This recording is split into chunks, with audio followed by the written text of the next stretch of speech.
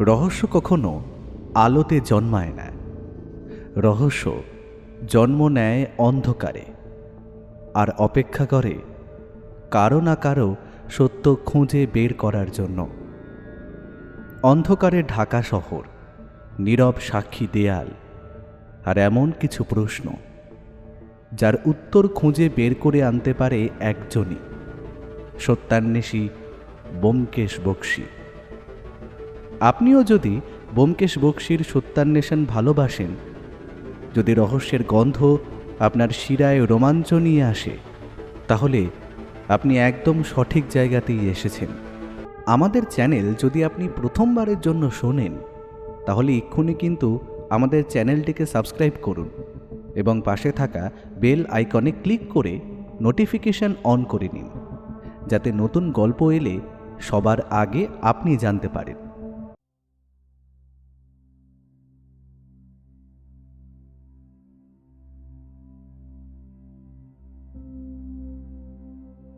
কিছু রাত আছে যেগুলো মনে থাকে, বছরের পর বছর কেটে যায়, কিন্তু সেই রাতগুলো মাথার ভেতরে গেঁথে থাকে, অনেকটা কাঠের মধ্যে আটকে থাকা পেরেকের মতো। টানলে উঠবে না, ঠেললে আরও গভীরে যাবে। এই গল্পটা শুরু তেমনই একটা রাতে। আমি অজিত বন্দ্যোপাধ্যায়, ব্যোমকেশ বক্সীর বন্ধু, সহকারী এবং সবচেয়ে বেশি ওর গল্পের লেখক। ব্যোমকেশ নিজে লেখে না, বলে, তুমি লেখো হে অজিত, তুমি গল্প বেশ জমাতে পারো, রং চড়াতে পারো, ওসব আমার কম্য নয়। হ্যাঁ, আমি রং চড়াই। অন্ধকারের পর একটা একটা রঙের পরত খসিয়ে আলোটাকে সামনে নিয়ে আসি। কিন্তু এই গল্পে কোনো বাড়তি রঙের দরকার নেই, সত্যিটাই যথেষ্ট অন্ধকার। সেটা মাঘ মাসের শেষ দিকের কথা। কলকাতায় তখন শীত পড়তি, মানে দিনে খানিকটা সহ্য করা যায়, কিন্তু রাতে একদম কনকনে ঠান্ডা। সেই রাতে সবে হ্যারিসন রোডের ওপর দিয়ে কুয়াশা নামছিল ধীরে ধীরে। রাস্তার গ্যাসের আলোগুলো ঝাপসা হয়ে আসছে। জানলা দিয়ে বাইরের সেই আলো আঁধারির দিকে তাকিয়ে আমি বসেছিলাম টেবিলে। একটু আগে অবধি বিনা বিরতিতে আমার কলম চলছিল, তবে খুব একটা জোরালো সেটা নয়। আসলে মাসখানেক ধরে তখন আসন্ন হোলির জন্য পত্রিকার একটা বাঁধা ধরা গল্প লেখার চেষ্টা করছি। হয়ে উঠছে না। শব্দ তো আসছে, কিন্তু আমার যেন মনে হচ্ছে তাতে প্রাণ নেই। মাঝরাতে কলম ধরা আমার পুরনো অভ্যেস। দিনের ভিড়ে যা আসে না, রাতের নিস্তব্ধতায় কোথা থেকে যেন বেরিয়ে পড়ে। পাশের ঘরে ব্যোমকেশ জেগেছিল। এটা জানবার কারণ, ঘরের আলো এখনো নেভেনি। এরই মধ্যে বই উল্টানোর একটা মৃদু শব্দ মাঝে মাঝে ভেসে আসছিল। ব্যোমকেশের এই নিদ্রাহীন নিশির কারণটা অনুমান করে আমি হাসলাম। সত্যবতী তার দাদার কাছে গিয়েছে, ফিরবে অবশ্য কালকেই। তাছাড়াও ওর ঘুম কম সব সময়। আমার সাথে যখন মেসে থাকতো তখনও সেটা দেখেছি। তবে তার সাথে আর একটা বিষয় যে আছে তা বুঝি। গত 3 মাসে সে পড়ছে বেশি, কথা বলছে কম, কারণ হাতে তার কোনো কাজ নেই। রাষ্ট্রের নাম করে আজকাল তার কাছে ছোটখাটো কেস কিছু এলেও তাতে সে বিশেষ উৎসাহ পায় না। পুলিশের লোকেদের অল্প স্বল্প সূত্র ধরিয়ে দিয়ে ফেরত পাঠিয়ে দেয়। আসলে ওর মতে যে রহস্যে ওর মাথা খাটানোর জায়গা নেই, যে সত্য দিনের আলোর মতো পরিষ্কার, সেই রহস্য ভেদ করে কোনো আনন্দ নেই। তাই এই 3 মাস নাকি তার শান্তি, একদম প্রকৃত উদ্বেগহীন শান্তি। কিন্তু শান্তি ব্যোমকেশের সহ্য হয় না। ও মুখে বলে না, কিন্তু আমি ওকে চিনি। একটা অদৃশ্য অস্থিরতা থাকে ভেতরে। হঠাৎ দরজায় করাঘাত, এত জোরে যে চমকে উঠে আমার হাতের কলম পড়ে গেল মেঝেতে। উঠলাম, পাশের ঘর থেকে শুনলাম ব্যোমকেশও যেন উঠল, কিন্তু দরজায় আমিই আগে পৌঁছলাম। জিজ্ঞেস করলাম, কে? ওপারে একটা কণ্ঠস্বর, কাঁপছে, ভয় অথবা ক্লান্তিতে। অনেকটা দীর্ঘ দৌড়ের পর যেভাবে গলা বসে যায়, উত্তরটা এলো সেই রকম কণ্ঠস্বরে। ব্যোমকেশবাবু আছেন? হ্যাঁ, আপনি? আমি রাখাল সেন, শ্যামবাজারে দীনেশবাবু পাঠিয়েছেন। দীনেশ চক্রবর্তী বললেন ব্যোমকেশবাবু আমাকে এই বিপদে সাহায্য করতে পারবেন। দীনেশবাবুর নাম শুনে তারপর দরজা খুললাম। আসলে ব্যোমকেশের কীর্তিকলাপে তার অজানা শত্রু যে কতটা বেড়েছে সেই সম্পর্কে আমার যথেষ্ট ধারণা আছে। ব্যোমকেশ ব্যাপারগুলোকে হেসে উড়িয়ে দিলেও সেই সিগারেটের কেসটার পর থেকে আমি আর সত্যবতী কেউই ব্যাপারটা ভালোভাবে নিতে পারিনি। ব্যোমকেশ যতই এগুলোকে ওর জীবনের অর্জন বলে গর্ব করুক না কেন, ওর জন্য, বিশেষত সত্যবতী আর খোকার জন্য আমার সবিশেষ চিন্তা হয়। এই মুহূর্তে দরজার সামনে দাঁড়ানো ছেলেটার বয়স 25-এর আশেপাশে, গায়ে একটা পাতলা শাল। এই ঠান্ডা রাতের জন্য একেবারেই অস্বাভাবিক বিষয়টা। মনে হয় ভীষণ তাড়াহুড়োর মধ্যে বাড়ি থেকে বেরিয়ে এসেছে মানুষটা। মুখে ভয়ের ছাপ, কিন্তু চোখে একটা অদ্ভুত দৃঢ়তা আছে, যেন একটা সিদ্ধান্ত নিয়ে এসেছে, আর পেছনে ফেরার কথা ভাবছে না। কিন্তু সবকিছুর আগে দুটো জিনিস চোখে আটকালো। বাঁ গালে একটা আঁচড়ের দাগ, তাজা, শুকায়নি ভালো করে, আর ডান হাতে একটা সাদা খাম, এক কোণে বাদামি রক্তের দাগ। ব্যোমকেশ কখন পাশে এসে দাঁড়িয়েছে টের পায়নি। সে একবার আমার থমকানো মুখের দিকে তাকালো, আর একবার ছেলেটার দিকে, বলল, আরে অজিত, ওনাকে ভিতরে আসতে দাও। নমস্কার রাখালবাবু, অধমের নাম ব্যোমকেশ বক্সী। ঘরের আলোয় রাখালকে ভালো করে দেখা গেল। ব্যোমকেশ তাকে চেয়ারে বসালো, নিজে সামনে বসলো। আমি একটু দূরে বসলাম বটে, কিন্তু কান ওদের দিকে। ব্যোমকেশ জিজ্ঞেস করলো, আসার পথে কেউ আটকে ছিল আপনাকে? আপনি কি করে? আপনার গালের দাগ, জামার হাতায় ধুলো, কপালে ঘাম, প্রায় একটা ধস্তাধস্তি যে হয়েছে সেটা পরিষ্কার।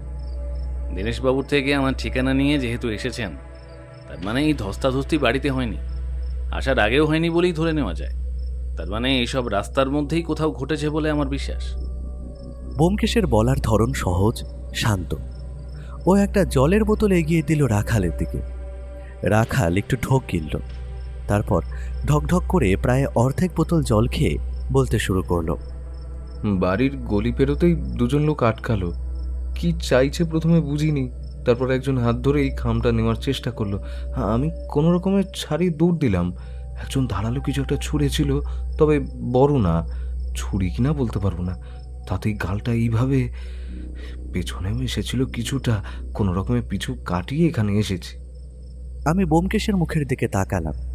ও কিছু বলল না, কিন্তু আমি বুঝলাম ও কি ভাবছে। লোক দুটো জানতো রাখালের কাছে অবশ্যই কিছু একটা আছে। ছোট ধারালো জিনিস ছোঁড়বার একটাই অর্থ, ওরা রাখালকে মারতে আসেনি, এসেছিল কিছু একটা হাসিল করতে। কিন্তু ওর কাছে যে কোনো কিছু থাকতে পারে এই খবর পেয়েছিল কোথা থেকে? ব্যোমকেশ বলল, রাখালবাবু, আপনি বরং প্রথম থেকে বলুন, নাহলে ব্যাপারটা গুছিয়ে তোলা বিশেষ সমস্যার হবে। আর কোনো কিছু বাদ দেবেন না, যতটাই তুচ্ছ বিষয় হোক না কেন। রাখালের মুখে একটা কষ্টের ছায়া নামল। ধীরে বলল, বাবা আজ সন্ধ্যাবেলা মারা গেছেন। রাখাল একটু থামল, তারপর আবার বলল, আমার বাবা নিমাই সেন সরকারি ব্যাংকের ম্যানেজার ছিলেন। বাড়িতে বাবা ছাড়া আমরা মোট 4টি প্রাণী, আমি, মা, আমার স্ত্রী আর ছেলে। বোনের বিয়ে হয়েছে নিউ টাউনে, জামাইবাবু ইঞ্জিনিয়ার। এখন কাজের জন্য ওরা পরিবার সমেত জয়পুরে থাকে। সবকিছু ঠিক ছিল ব্যোমকেশবাবু। আজকে বাবার জন্মদিন ছিল। জন্মদিনে হুল্লোড় করার মতো পয়সা বা বয়স কোনটাই আমাদের ছিল না কোনো কালেই। তবে বাবা বরাবর এই দিনে সন্ধ্যাবেলা অফিসের কিছু বন্ধুবান্ধব ডেকে খাওয়া দাওয়া গল্পগুজব করে। পাশের কয়েকটা বাড়ি থেকে দু একজন এসেছিলেন বাবার মর্নিং ওয়াকের সঙ্গী। তো রাতের ডিনারের পর দু একজন ছাড়া সবাই প্রায় বাড়িতে চলে গেলেন। বাবাও নিয়ম মতো পড়ার ঘরেই চলে গেছিলেন। তবে রাতে বাবার দুধের সাথে একটা হোমিওপ্যাথিক ওষুধ থাকে। আমার স্ত্রী রোজ দুধ নিয়ে যায় উপরে। তখনই ও দেখে যে বাবা চেয়ারে বসে কিরকম যেন অদ্ভুতভাবে এলিয়ে আছে, ঘামছে, চেয়ারের হাতল খামচে ধরে আছে। ও কিছু একটা ব্যাপার ঠিক নেই বুঝে তাড়াতাড়ি আমাকে ডেকে নিয়ে আসে। আমি এসে এই অবস্থা দেখে অ্যাম্বুলেন্সে খবর দিই। মা সব জেনে গিয়ে উপরে এসে বাবাকে দেখে ঘাবড়ে গিয়ে কান্নাকাটি শুরু করে দেয়। আমাদের বাড়ি থেকে যেসব প্রতিবেশীরা সবেই ওই ধরুন 15 মিনিট আগে বাড়ি ফিরে গিয়েছিলেন, তারা শব্দ শুনে তাড়াতাড়ি ছুটে আসেন। একটা হালকা পাতলা ভিড় জমে যায়।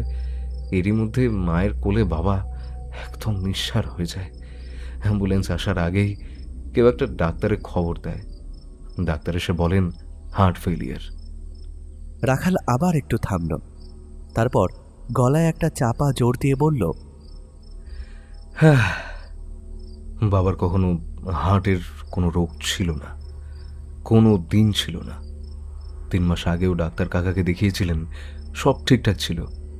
হ্যাঁ, বয়সের কিছু ছাপ তো ছিলই ব্যোমকেশবাবু, কিন্তু ঘরে একটা নীরবতা। বাবা যখন চলে যায়, আমার স্ত্রী তখন ঘরের এসি চালিয়ে বাবাকে একটু হাত পায়ের পাতা ডলে দিচ্ছিল। ঘটনাটা প্রায় ওর চোখের উপর হয়। ওই শখও এখনো কাটিয়ে উঠতে পারেনি ব্যোমকেশবাবু।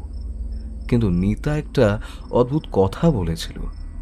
বাবা নাকি চলে যাওয়ার আগে থেমে থেমে একটা অদ্ভুত কথা বলেছিলেন। নীলাম্বর সব জানে। আর আর বাবা যে টেবিলে পড়েছিলেন, সেখান থেকে ওনাকে বিছানায় আনার সময় আমি বাবার হাতের মুঠোর মধ্যে এই এই খামটা পাই। এই যে খামের ভিতরে একটা চাবি আছে, কিন্তু আমি আর নিতা প্রায় ঘন্টাখানেক চেষ্টা করেও ঘরের কোনো জায়গায় চাবি লাগাতে পারিনি। আমরা জানি না ব্যোমকেশবাবু এই চাবি কিসের। ব্যাংকের কোনো লকারের চাবি তো মনে হয় না দেখে। দীনেশ জেঠু বাবার অফিসের বন্ধু, খুব পুরনো সম্পর্ক দুজনের। খবর পেয়ে মাঝ রাস্তা থেকেই জেঠু আবার ফিরে এসেছিলেন বাড়িতে। ওনাকে বিশ্বাস করে সব কথা বলতেই উনি আপনার কাছে আসবার পরামর্শ দিলেন। খামটা রাখাল এগিয়ে দিল। ব্যোমকেশ খামটা হাতে নিল, রক্তের দাগটা একবার দেখল, তারপরে সেটা খুলল। ভেতর থেকে একটা ছোট্ট চাবি বেরোলো। ব্যোমকেশ মাথা তুলল। নীলাম্বর নামে কাউকে চেনেন? না, হতে পারে আপনার বাবার পুরনো বন্ধু, কোনো পরিচিত। আপনার মাকে জিজ্ঞেস করেছিলেন? রাখাল একটু ভেবে বলল, বাবা পুরনো কথা সেভাবে বলতেন না। মাও তো আমিও জানি না তেমন কিছু। ব্যোমকেশ উঠে জানলার কাছে গেল। বাইরে কুয়াশা আরো ঘন, গ্যাসের আলোটা এখন প্রায় দেখাই যাচ্ছে না।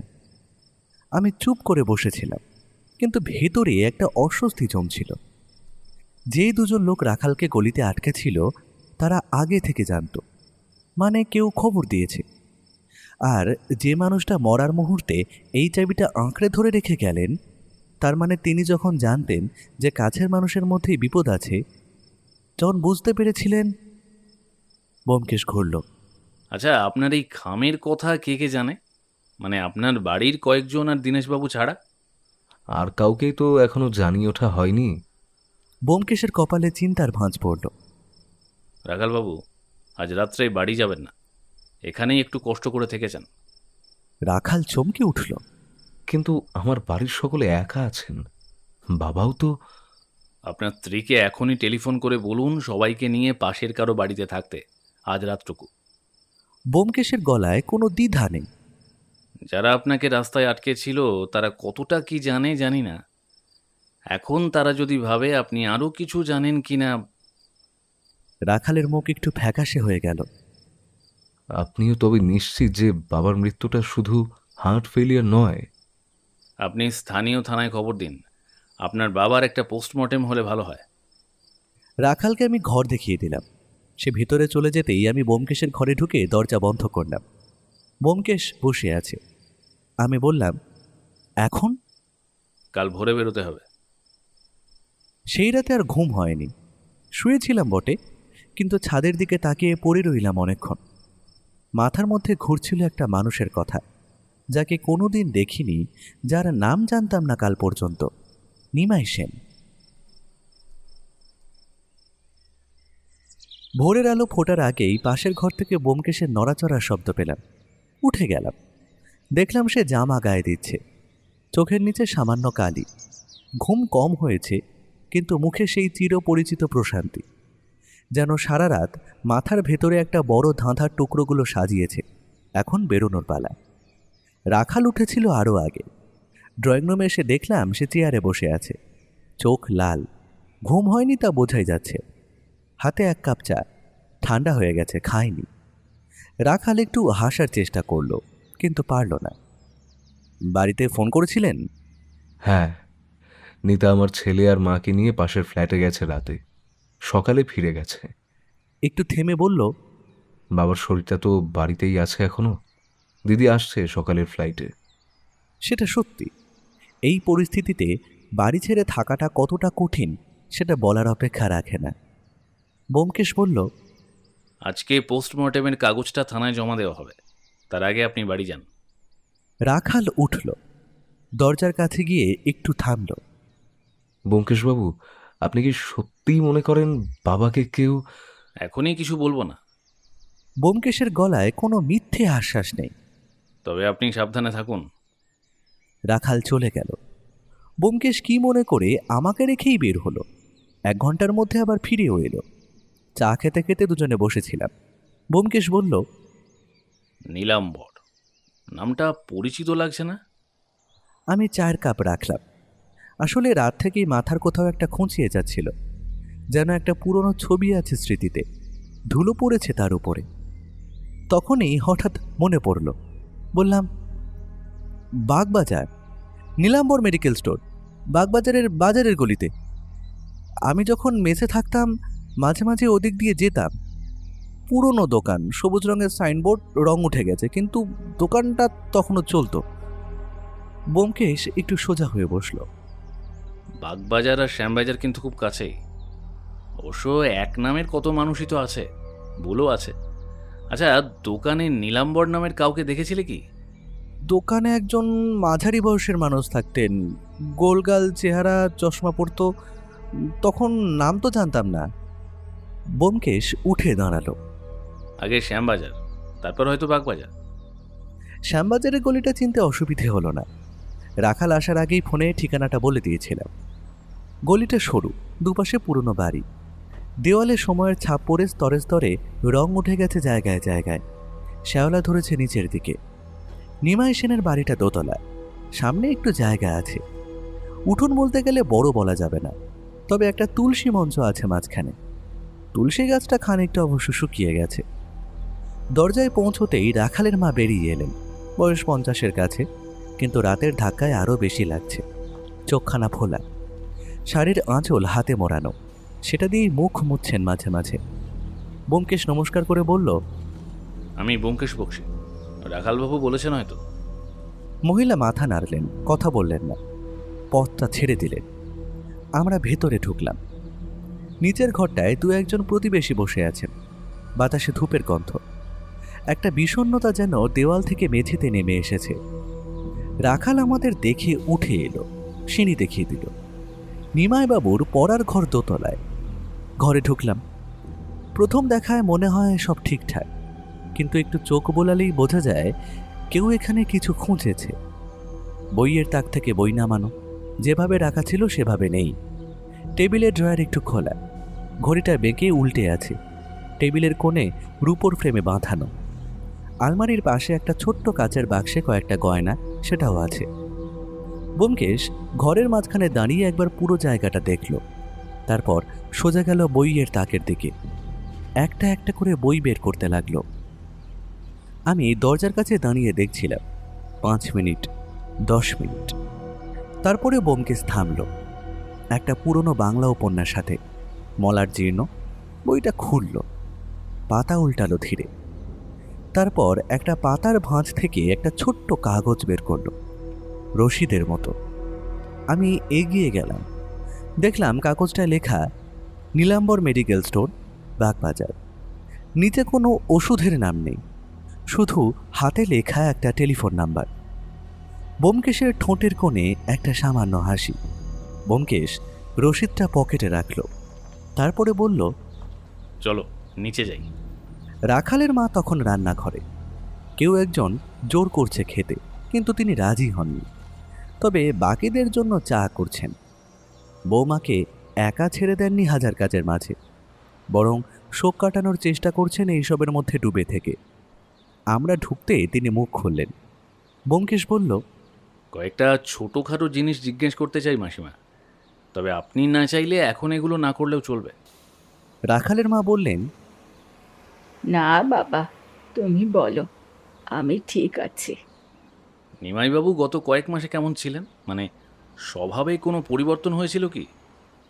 রাখালের মা একটু চুপ করে রইলেন, তারপরে বললেন, রাতে ঘুমাতেন না। আমি উঠলে দেখতাম আলো জ্বলছে। জিজ্ঞেস করলে বলতেন ঘুম আসছে না। কিন্তু আগে তো এরকম ছিলেন না কোনোদিন। রাত হলেই তো ঘুম। কথা বলতেন কম। মানে বাড়িতে এসে চুপ করে বসে থাকতেন। রাখালের সাথেও বিশেষ কথা নেই। আমি জিজ্ঞেস করলে বলতেন কাজের চাপ। কিন্তু অফিস থেকে রিটায়ার করেছেন তো 2 বছর আগেই। কাজের চাপ আবার কিসের? কোনো চিঠি এসেছিল কি? একটা চিঠি এসেছিল বছর 3 আগে।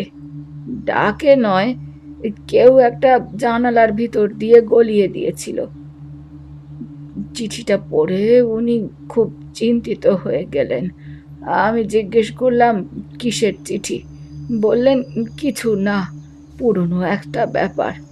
তারপর সন্ধেবেলা উঠোনে গিয়ে চিঠিটা পুড়িয়ে দিলেন।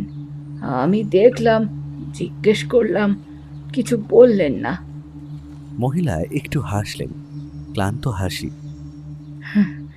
জেদি মানুষ ছিলেন। মুখ খুলতে না চাইলে জোর করে কিছু বের করা যেত না। তাছাড়া বিয়ের পর থেকে দেখেছি ওনার বরাবর একটা আলাদা জগৎ ছিল। সেখানে আমি ছিলাম না। কষ্ট পেয়েছি, কিন্তু মেনে নিয়েছি। আর কিছু বলেননি পরে সেই চিঠি নিয়ে, বা অন্য কোনো কিছু? একটাই কথা বলেছিলেন। বলেছিলেন পুরনো পাপের মূল্য দিতেই হয়, এ জন্মে না হলে পরের জন্মে। ঘরে একটা নিস্তব্ধতা নামল। আমি ব্যোমকেশের দিকে তাকালাম। ও তাকিয়ে আছে মহিলার দিকে, চোখে একটা গভীরতা যেটা আমি চিনি। মানে একটা টুকরো খাপে বসেছে। নিমাই সেন সারা জীবন একটা ভার বহন করেছে। কি সেই ভার? আর নীলাম্বর, যে নামটা শেষ নিঃশ্বাসে বলে গেছেন, সে কি সেই পাপের পাপী নাকি অন্য কিছু? ব্যোমকেশ উঠল, তারপর মহিলাকে নমস্কার করল। আপনাকে আর কষ্ট দেব না। একটাই কথা, পোস্টমর্টেমের সম্মতি দিন, এটা দরকার। মহিলা একটু ইতস্তত করলেন, তারপর বললেন, রাখাল যা বলবে। বাইরে বেরিয়ে গলিতে পা দিতেই ব্যোমকেশ বলল, বাগবাজার। এখনই? এখনই। আমরা হাঁটতে শুরু করলাম। শ্যামবাজার থেকে বাগবাজার বেশি দূরে নয়। হাঁটতে হাঁটতে বললাম, পুরনো পাপ মানে কি বলে মনে হচ্ছে তোমার? ব্যোমকেশ কিছুক্ষণ চুপ করে হাঁটল, তারপরে বলল, জানি না এখনো, কিন্তু যে পাপের কথা মনে রাখতে হয় 3 দশক ধরে, সেটা ছোট কিছু নয়। আর রাতে যে ঘরে ঢুকেছিল? সে খুঁজছিল কিছু, মনে হয় পায়নি। মানে যা খুঁজছিল সেটা ঘরে নেই, অথবা সে জানে না ঠিক কোথায় খুঁজতে হবে। সেটাই আসার কথা। ব্যোমকেশ পকেটে হাত দিল। চাবিটা আছে সেখানে, রাখাল দিয়েছে রাখার জন্য। বাগবাজারের বাজারের গলিতে ঢুকতে ঢুকতে আমি ওই পুরনো সবুজ সাইনবোর্ডটার কথা ভাবছিলাম। বছর 12 আগে একবার দেখেছিলাম। তখন মনে হয়েছিল এই দোকানটা হয়তো আরও 50 বছর এভাবেই দাঁড়িয়ে থাকবে। আজ দেখা যাক ভেতরে কি আছে। বাগবাজারের গলি, বছর 12 আগে এই পথে কতবার হেঁটেছি। মেসে থাকতাম, পয়সা কম, পায়ে হেঁটে যাওয়াটাই স্বাভাবিক ছিল। সেই পথের একটা গন্ধ আছে, পুরনো কলকাতার গন্ধ। মানে ভেজা ইট, মশলার দোকান আর সকালে রোদ মেশানো ধুলো। সেটা বদলায় না, বদলায় কিন্তু মানুষ। বাজারের গলিতে ঢুকে একটু এগোতেই সবুজ সাইনবোর্ড চোখে পড়ল, নীলাম্বর মেডিকেল স্টোর। রং আরও উঠে গেছে, কিন্তু দোকান চলছে। দরজা খোলা, ভেতরে আলো। ব্যোমকেশ এগিয়ে গেল, আমি পেছনে। দোকানটা ছোট। কাউন্টারের পেছনে থাকে থাকে ওষুধ সাজানো। মাঝখানে একটা পুরনো কাঠের চেয়ারে বসে একজন মানুষ। মাথায় টাক পড়া শুরু হয়েছে, গোলাকার কাচের চশমা, মুখে একটা থিতু শান্তির ভাব। বয়স 50-এর কোঠায়। চেনা মুখ। বছর 12 আগে যাকে দেখেছিলাম তিনি। বয়স বেড়েছে কিন্তু চেহারা একই। আমাদের ঢুকতে দেখে মাথা তুললেন তিনি। কিছু লাগবে? ব্যোমকেশ কাউন্টারের সামনে দাঁড়ালো। আপনি নীলাম্বরবাবু? লোকটির মুখের ভাব বদলালো না, কিন্তু চোখে চোখে একটা সূক্ষ্ম পরিবর্তন হলো। হ্যাঁ, কেন বলুন তো? কিছু কথা জানবার ছিল। নিমাই সেনকে চেনেন নিশ্চয়ই, আমরা তার ওখান থেকেই আসছি। হাতে যে রশিদের বই ছিল সেটা একটু কাঁপল, সামান্য। হ্যাঁ, চিনি। একটু থামলেন তিনি। মানে চিন্তা, কাল রাতে শুনলাম মারা গেছে। শুনলেন কার কাছে? পাড়ায় পাড়ায় তো কত ঘটনাই না রটে বেড়াচ্ছে। অনেকের সাথে তো চেনাশোনা ছিল। নিমাইবাবু মারা যাওয়ার আগে একটা কথা বলে গেছেন, বলেছেন নীলাম্বর সব জানে। এই সব মানে ঠিক কি কি সেটা আপনার কাছ থেকে জানতে এসেছি। নীলাম্বরবাবু চুপ করে রইলেন। দোকানে একজন বয়স্ক মহিলা ঢুকলেন, কাশির ওষুধ লাগবে। নীলাম্বর উঠে গিয়ে ওষুধ দিলেন, পয়সা নিলেন, মহিলা চলেও গেলেন। পুরোটা সময় আমরা দাঁড়িয়ে রইলাম। মহিলা বেরিয়ে যেতেই নীলাম্বর আমাদের দিকে তাকালেন। আচ্ছা, আপনারা কি পুলিশ? না, আমি সত্যান্বেষী, ব্যোমকেশ বক্সী। নিমাইবাবুর পরিবারের অনুরোধে কেসটা দেখছি। নীলাম্বর কিছুক্ষণ চুপ, তারপর বললেন, দেখুন, আমি এখন আর কথা বলতে পারবো না, দোকান আছে, আর আরও কিছু ব্যাপারও রয়েছে। আমাকে একটু ভেবে দেখার সময় দিন, বুঝলেন? আমি একটু অস্থির হয়ে উঠলাম। রাতে একটা লোক খুন হয়েছেন, তার ছেলেকে অন্ধকার গলিতে আটকানোর চেষ্টা হয়েছে, আর এই লোক বলছেন ভেবে দেখবেন। মুখ খুলতেই যাচ্ছিলাম, তবে ব্যোমকেশ হাতটা একটু চেপে দিল। চোখ দিয়ে তর্জন করে যেন বলল, থামো। ঠিক আছে, কাল সকালে আসবো। কটায় দোকান খোলেন? 8টায়। আমরা 7:30টায় আসবো। আমরা বেরিয়ে এলাম। গলিতে পা দিয়েই আমি বললাম, এটা কি ঠিক হলো? লোকটা স্পষ্ট কিছু লুকোচ্ছে, পালিয়ে যাবে না তো? না, পালাবে না, তবে চিন্তা একটা থাকেই, খুনিকে ভরসা নেই, কাল তাড়াতাড়ি আসতে হবে। ব্যোমকেশ হাঁটতে লাগলো। অজিত, জোর করলে কি হয় জানো? মানুষ আরও ভেতরে ঢুকে যায়, দরজা বন্ধ করে দেয়। নীলাম্বর ভয় পাচ্ছেন। ভয় পাওয়া মানুষকে জোর করলে সে আর কিছুই বলবে না। আর যদি কালকেও না বলে? বলবে। ব্যোমকেশ বলল, তারপরে চুপ করে একটু হাঁটল। লোকটার চোখ দেখেছিলে? নিমাইবাবুর মৃত্যুর কথা শুনে হাত কাঁপছিল। নিছক পরিচিতের মৃত্যুর শোক নয়, এর মধ্যে অপরাধ বোধ আছে, বেদনা আছে। অপরাধ বোধ যার আছে সে একসময় ঠিকই সব বলে, শুধু একটু সময় লাগে। সেটা সত্যি কথা, কিন্তু সময় কতটা আছে আমাদের হাতে সেটাই তো জানি না।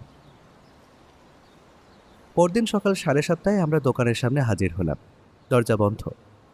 আমার বুকে একটু ধক করে উঠল। রাতে পালিয়ে গেলেন না তো, নাকি অন্য কিছু? কিন্তু 3 মিনিটের মধ্যে ভেতর থেকে শব্দ এলো, তারপরে দরজা খুলল। নীলাম্বর দাঁড়িয়ে। মুখটা দেখেই বুঝলাম রাতে ঘুম হয়নি। এমনকি রাতে দোকানেই থেকে গেছেন, ঘরেও ফেরেননি। কিন্তু চোখে আগের সেই সংকোচ নেই, বরং একটা সিদ্ধান্তের ছাপ, যেন সারা রাত ভেবেই কিছু একটা ঠিক করেছেন। আসুন। ভেতরে ঢুকলাম। নীলাম্বর কাউন্টারে না গিয়ে সোজা এগিয়ে গেলেন। দোকানের পেছনে একটা ছোট্ট ঘর, গুদামের মতো, তবে একটা চেয়ার আর একটা টুল আছে, আর একটা খাটিয়া, সম্ভবত বিশ্রামের জায়গা। তিনি দরজা বন্ধ করে আমাদের দিকে ফিরলেন। আপনারা এসেছেন, ভালোই করেছেন, কারণ একটু থামলেন, তারপর হাতের মুঠো খুললেন। ছোট্ট একটা কাগজের টুকরো। ব্যোমকেশ হাতে নিল, আমিও দেখলাম। কালো কালিতে মোটা হরফে লেখা, বাঁচতে চাইলে চুপ থাকো। কখন পেলেন এটা? ব্যোমকেশ মুচকি হেসে জিজ্ঞেস করল। আজ সকালে একটা ঢিল ছোড়বার মতন শব্দ পেয়ে বাইরে এসে দেখি শাটারের নিচ দিয়ে সরু ফাঁকে কোনো মতে এটা গোঁজা রয়েছে। হুমকিদাতা ভুল করেছে। মানুষকে চুপ করাতে চাইলে এভাবে অন্তত করতে নেই। এই কাগজটা পেয়ে নীলাম্বর ভয় পাননি, বরং আতঙ্কের সাথে সাথে বিদ্রোহ মাথাচাড়া দিয়েছে তার মধ্যে। বুঝেছেন যে চুপ থাকাটা এখন আর নিরাপদ নয়। নীলাম্বর একটা দীর্ঘশ্বাস ফেললেন। নিমাই আমাকে বলেছিল, তিনি শুরু করলেন, যদি আমার কিছু হয় সব বলে দিও, ভয় পেও না। একটু থামলেন। আমি ভেবেছিলাম হয়তো এমনিই বলেছে, মানুষ অনেক কিছুই বলে, কিন্তু কাল রাতে যখন শুনলাম নিমাই নেই। গলাটা একটু ধরে এলো, সামলে নিলেন তিনি। বুঝলাম সে জানতো এরকমই একটা ঘটনা ঘটতে পারে। তবে আমি নির্বিবাদী মানুষ, সে যে ঠিক কতটা জানতো সে কথা আমি একেবারেই বলতে পারি না। ব্যোমকেশ চুপ করে শুনছে, আমিও। আমি সত্যি ভয় পাচ্ছিলাম, সত্যি বলছি। কাল রাতেও মনে হয়েছিল আমি চুপই থাকবো, দোকান চালাবো। বুড়ো বয়সে কেই বা ঝামেলা চায়। নীলাম্বর হাতের কাগজটার দিকে তাকালেন। আর ঠিক তারপরই এটা পেলাম, আর বুঝলাম চুপ থেকে লাভ নেই। যে মারতে চায় সে এমনিতেই মারবে। নিমাইবাবু কি আর কিছু বলেছিলেন আপনাকে? বলেছিল একটা কথা, বলেছিল যে হরিপদ ফিরে এসেছে। হরিপদকে? নীলাম্বর একটু চুপ করলেন, যেন এই নামটা বলতে গেলে বুকের ভেতর থেকে একটা পুরনো ভার উঠে আসে। হরিপদ মল্লিক আমাদের কলেজের সমকালী বন্ধু। আমি, নিমাই, হরিপদ আর ভবানী চারজন একসাথেই পড়তাম। আমাদের বন্ধুত্ব ছিল যাকে বলে হরিহর আত্মা। এমন সম্পর্ক যেটা সারা জীবনেরই থাকার কথা। একটু থামলেন। কিন্তু সে বন্ধুত্বগুলো আর আগের মতো থাকেনি। কেন? তিনি উঠলেন, ঘরের একটা মাত্র জানলার কাছে গেলেন। বাইরে বাগবাজারের গলি, রোদ উঠেছে, লোকজন চলছে, একটা সবজিওয়ালা হাঁক দিচ্ছে। সাধারণ সকাল। আপনারা বসুন, বাইরে জগাই এসেছে। ওকে বলাই ছিল আগে থেকে যে চা আর কিছু জল খাবার আনার জন্য। উনি বেরিয়ে যেতেই ব্যোমকেশকে আমি বললাম, নিমাই সেন জানতেন তার বিপদ আসছে, তাই নীলাম্বরকে বলে রেখেছিলেন। মানে এই মৃত্যুটা হঠাৎ নয়, পরিকল্পিত। আর সম্ভবত ওই হরিপদ লোকটাই খুনি। কিন্তু এই নীলাম্বরবাবু কতটা জানে? যতটা জানার সেই সব জানে। ব্যোমকেশ বলল, তাই নিমাই সেন এই মানুষটাকেই সব বলে রেখেছিল। কিন্তু বলতে এখনো ভয় পাচ্ছে, কারণ যা জানে সেটা বললে হয়তো বিপদে পড়বে। রোদ বেড়েছে, কলকাতার সকাল চলছে তার নিজের গতিতে। ট্রাম, বাস, ফেরিওয়ালা, অফিসগামী মানুষ। এই শহরে প্রতিদিন কত গল্প ঘটে যায় কেউ জানে না। তার মধ্যে একটা গল্পের সুতো এখন আমাদের হাতে। হরিপদ মল্লিক নামটা মাথায় ঘুরতে লাগলো। নীলাম্বর এরই মধ্যে ফিরে এলেন, শালপাতার কয়েকটা বাটি আর কিছু বড় বড় ঠোঙা নিয়ে। পিছনে আর একটা লোক, তার হাতে চায়ের ফ্লাস্ক আর কয়েকটা মাটির ভাঁড়। জগা চলে যেতেই নীলাম্বর দরজা বন্ধ করলেন। চায়ের ভাঁড়টা হাতে নিয়ে একটা চুমুক দিলেন। আমরাও নিলাম। ঘরে কিছুক্ষণ শুধু চায়ের শব্দ। বাইরে বাগবাজারের গলিতে সকাল জমে উঠেছে।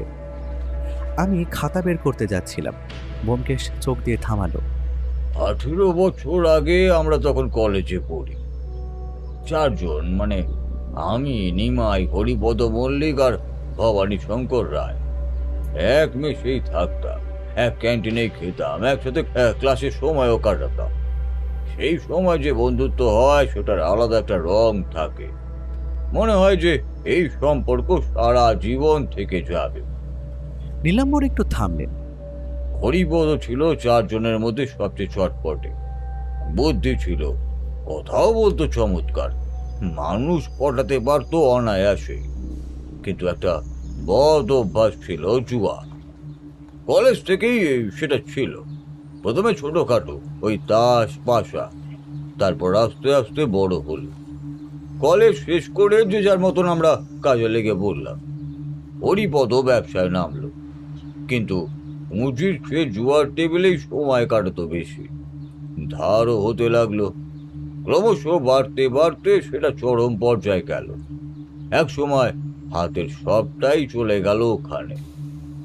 সেই বছর হরিপদর পরিস্থিতি খুবই খারাপ হয়ে গেল। পাওনাদাররা চাপ দিচ্ছে।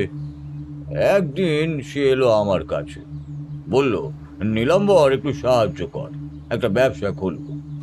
আমি বললাম আমার কাছে কতই বা কি আছে, এই দোকান তখন আমি সবে শুরু করেছি, যা ছিল সেটাই দিলাম, কিন্তু সেটা ওর পক্ষে যথেষ্ট ছিল না। নীলাম্বর ঘুরলেন, মুখে একটা ভাব, যেটাকে ঠিক বলা যায় না, একটু লজ্জা, একটু যন্ত্রণা, একটু পুরনো রাগ, সব মিলিয়ে মিশিয়ে। তিনি এবার গলা নামিয়ে বললেন যেন দেওয়ালেরও কান আছে। হরিপদর এক দূর সম্পর্কের কাকা ছিলেন, মধুসূদন মল্লিক। বালিগঞ্জে একাই থাকতেন। বয়স হয়েছিল ওই 75 কি ওই 80 দোরগড়ায়। ছেলে পুলে ছিল না, স্ত্রীও মারা গেছেন আগেই। হোটেল সম্পত্তি ছিল, টাকা পয়সা ছিল।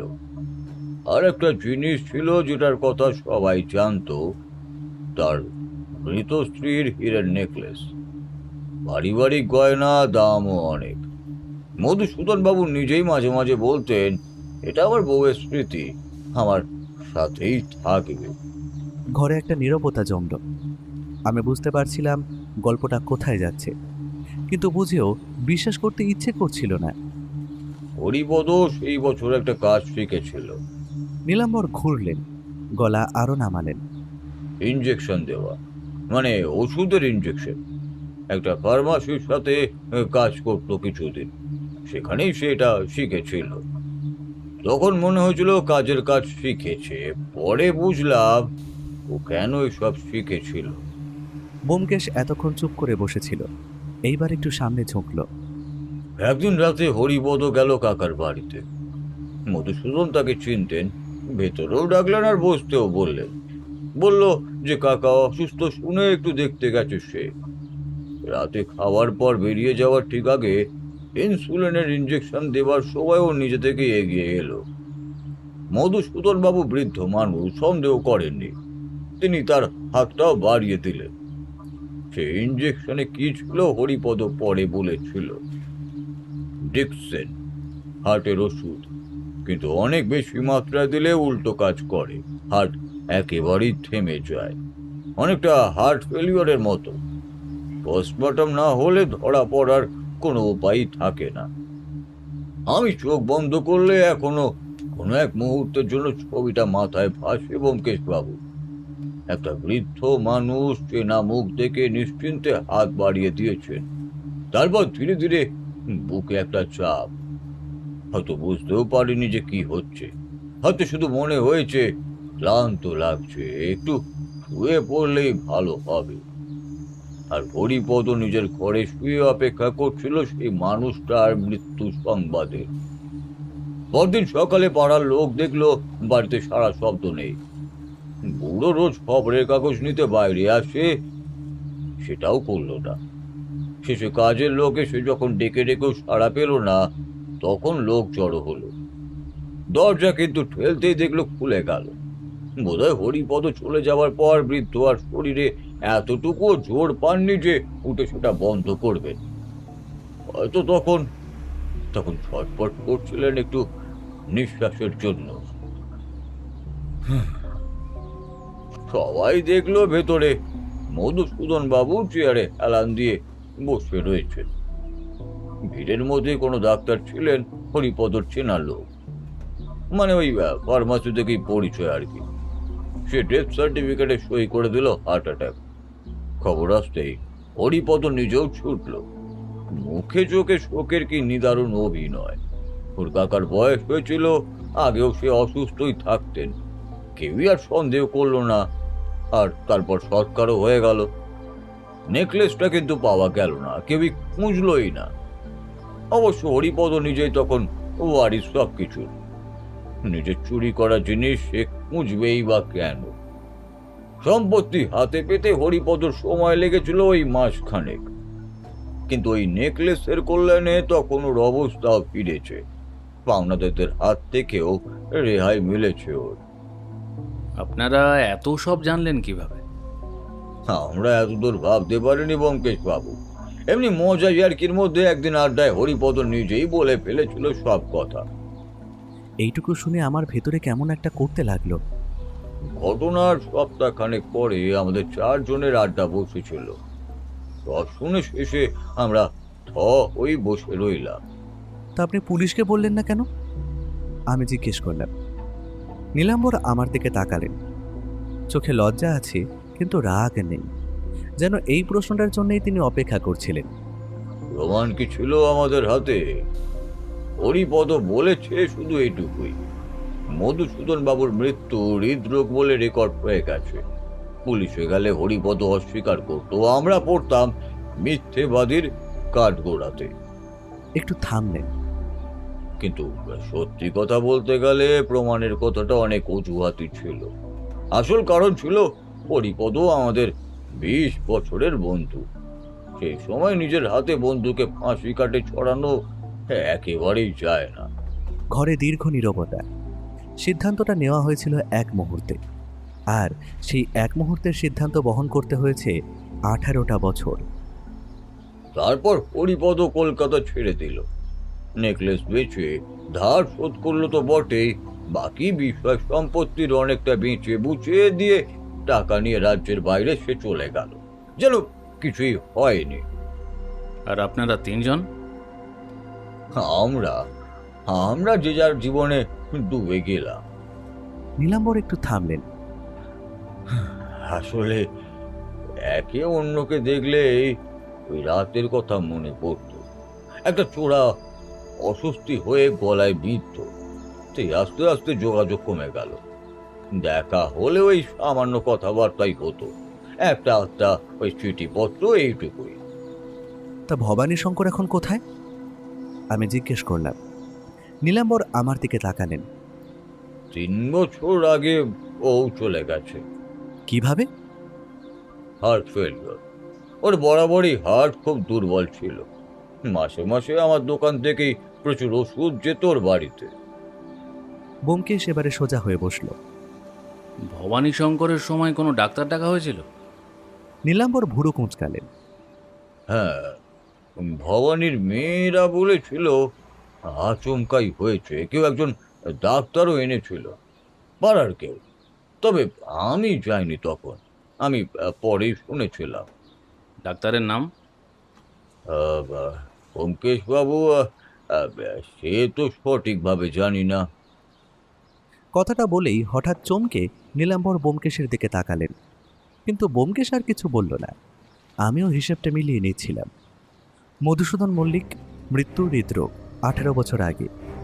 ভবানী শঙ্কর রায় মৃত্যু হৃদরোগ 2 বছর আগে। নিমাই সেন মৃত্যু হৃদরোগ পরশুরাতে। 3 জন, 3টে মৃত্যু, একটাই ছাঁচ।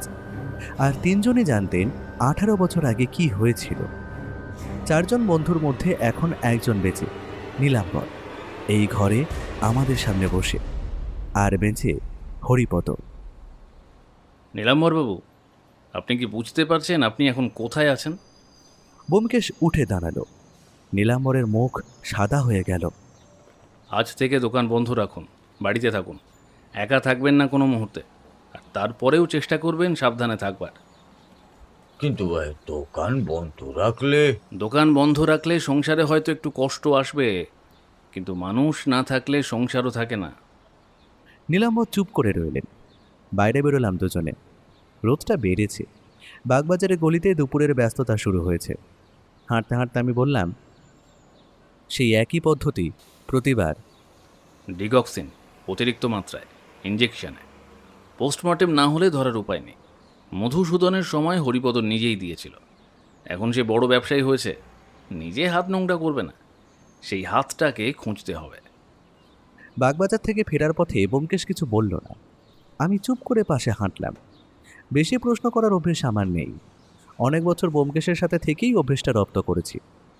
বাড়ি ফিরে ও সোজা গেল জানলার কাছে। চা বসালাম, এনে রাখলাম পাশে। তারপরে বললাম, এই হরিপদ মল্লিক সম্পর্কে একটু ভালো করে জানতে হবে।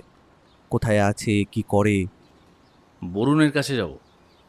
বরুণ চক্রবর্তী ব্যোমকেশের পুরনো বন্ধু। বহু বছর সংবাদপত্রে কাজ করেছেন, এখন স্বেচ্ছা অবসরে। এখন একটা লাইব্রেরি ওপেন করেছেন, কিন্তু শহরের খবর রাখেন এখনও। পুরনো কন্ট্যাক্ট প্রচুর। এই শহরে বরুণদার মতো মানুষ বিরল। শ্যামপুকুরে তার ছোট্ট ফ্ল্যাট, বইয়ে ঠাসা। দরজা খুলে আমাদের দেখে হাসলেন। ব্যোমকেশ, আয় আয়, অজিতও আছে দেখছি, আয় বস। চা এলো, বরুণদাও বসলেন। কি ব্যাপার, কাজের গন্ধ পাচ্ছি? হরিপদ মল্লিক চেনো? বরুণদা চায়ের কাপটা নামালেন, একটু থামলেন। নামে চিনি, কেন বলতো? ঘাঘু লোক। এখন কি করে, কোথায় থাকে? এক্সপোর্ট ইম্পোর্টের ব্যবসা, মানে কাগজে কলমে। আসলে ওর উপর মাদক পাচারের সন্দেহ আছে, তবে প্রমাণ নেই কারো কাছে। বছর 3 আগে ফিরেছে কলকাতায়। ফিরে থেকেই যত রাজ্যের ইল্লিগাল লোকের আড্ডা হয়েছে ওর অফিস। বালিগঞ্জে বড় বাড়ি আছে এখন। ড্রাইভার, কাজের লোক মিলিয়ে 5-6 জন কাজের লোকই আছে। 2টো বডিগার্ড থাকে সবসময় আশেপাশে। আর একটা ছেলে আছে, সুজন দত্ত নামে, সেক্রেটারি, আসলে নির্ঘাত ওর ডান হাত। পুলিশ কি করছে? পুলিশের একটা অংশকে পকেটে পুরে রেখেছে। ওপরের দিকে কারো কারো সাথে সম্পর্ক আছে। এই শহরে হরিপদ মল্লিকের গায়ে হাত দেওয়া সহজ নয়, তবে তুই চাইলে পারবি। বড় বড় কাজ করছিস এখন, সরকার থেকে লোক আসছে, সব শুনেছি। ফেরার পথে আমি বললাম, টাকা থাকলে সব পাওয়া যায়। টাকা তো আছেই, তার উপর আছে ভয়। যাকে ভয় দেখানো যায় তাকে কেনা যায়। বাড়ি ফিরে ব্যোমকেশ বসল, একটু পরে বলল, অজিত, নিমাইবাবুর মৃত্যুর সময় ডাক্তার এসেছিলেন আচমকা। পরিচিত ডাক্তার নয়, এলেন, দেখলেন, বললেন হৃদরোগ। যিনি এলেন তিনি আগে থেকে জানতেন কি করতে হবে, কিন্তু তাকে ডাকলো কে? আমি তখনই রাখালকে ফোন করলাম। রাখাল ধরল। জিজ্ঞেস করলাম তার বাবার অসুস্থতার সময় ডাক্তার কে এনেছিল। একটু চুপ থেকে তারপরে বলল, পাশের বাড়ির কুন্তল ঘোষ। আমি অ্যাম্বুলেন্সে কল করেছিলাম। কুন্তলদা বলল তার চেনা ডাক্তার আছে, ডেকে দিচ্ছে। অ্যাম্বুলেন্সের আগেই প্রাইমারি ট্রিটমেন্ট হয়ে যাবে। তা আগে কখনো দেখেছেন ওই ডাক্তারকে? না। ফোনটা রাখলাম। বিকেলে ব্যোমকেশ বলল, চলো একবার ভবানী শঙ্করের বাড়ি থেকে ঘুরে আসি। এখন কেন? নীলাম্বর বলল হার্ট ফেল হয়ে মারা গেছে, কিন্তু মধুসূদন থেকে নিমাই সেন, প্রতিটা মৃত্যু একই ছাঁচে। ভবানী শঙ্করেরটাও কি একই? বেলেঘাটায় ভবানী শঙ্করের বাড়ি। রাখালের কাছ থেকে ঠিকানা নিয়ে সেখানে গেলাম। দরজায় কড়া নাড়তে একজন মধ্যবয়সী মহিলা খুললেন। ভবানী শঙ্করের বড় মেয়ে মিতা। চোখে একটা স্থায়ী ক্লান্তির ছাপ। ব্যোমকেশ নিজের পরিচয় দিল, বলল নিমাই সেনের ব্যাপারে খোঁজ খবর করতে এসেছে। নিমাইবাবুর নাম শুনে মিতা আমাদের ভেতরে ডেকে নিলেন। বুঝলাম মহিলা নিমাই সেনকে চিনতেন। তার মানে ভবানীবাবু হয়তো নিমাই সেন বা নীলাম্বরের মতো পরিবারের কাছ থেকে বন্ধুদের গোপন রাখেননি। চা এলো।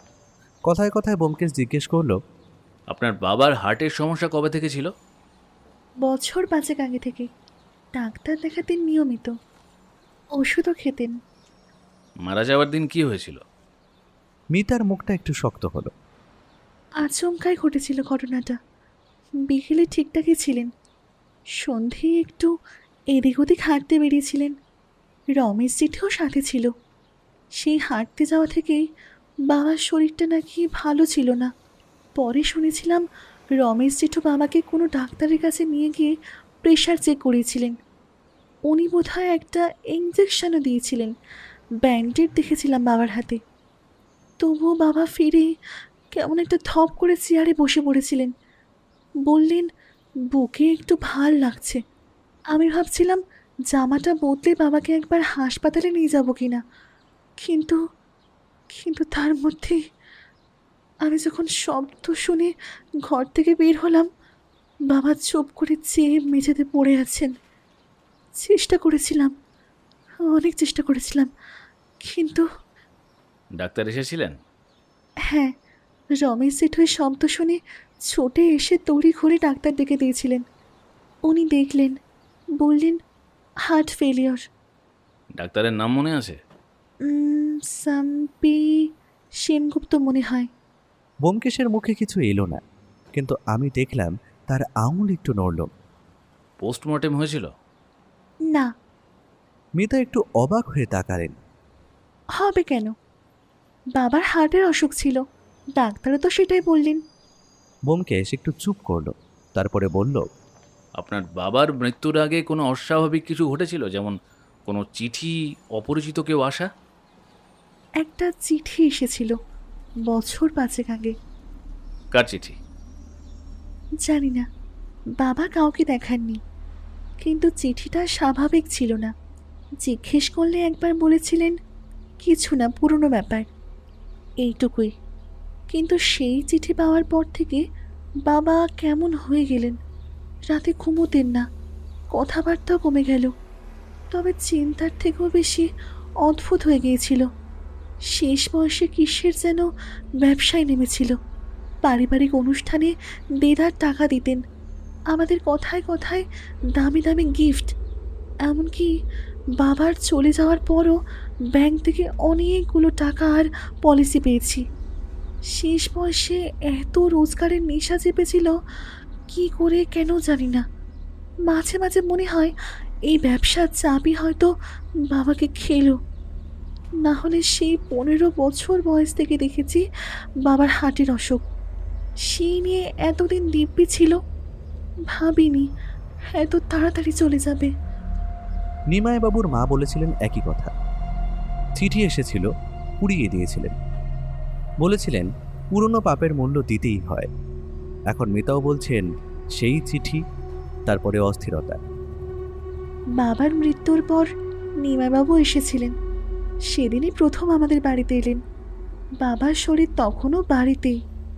আমরা সবাই নিচে, আত্মীয় স্বজন, পাড়াপড়শি। নিমাই কাকু এসে আমাদের সান্ত্বনা দিলেন, কিন্তু বাবার সামনে বেশিক্ষণ থাকতে পারলেন না। পুরনো বন্ধু তো।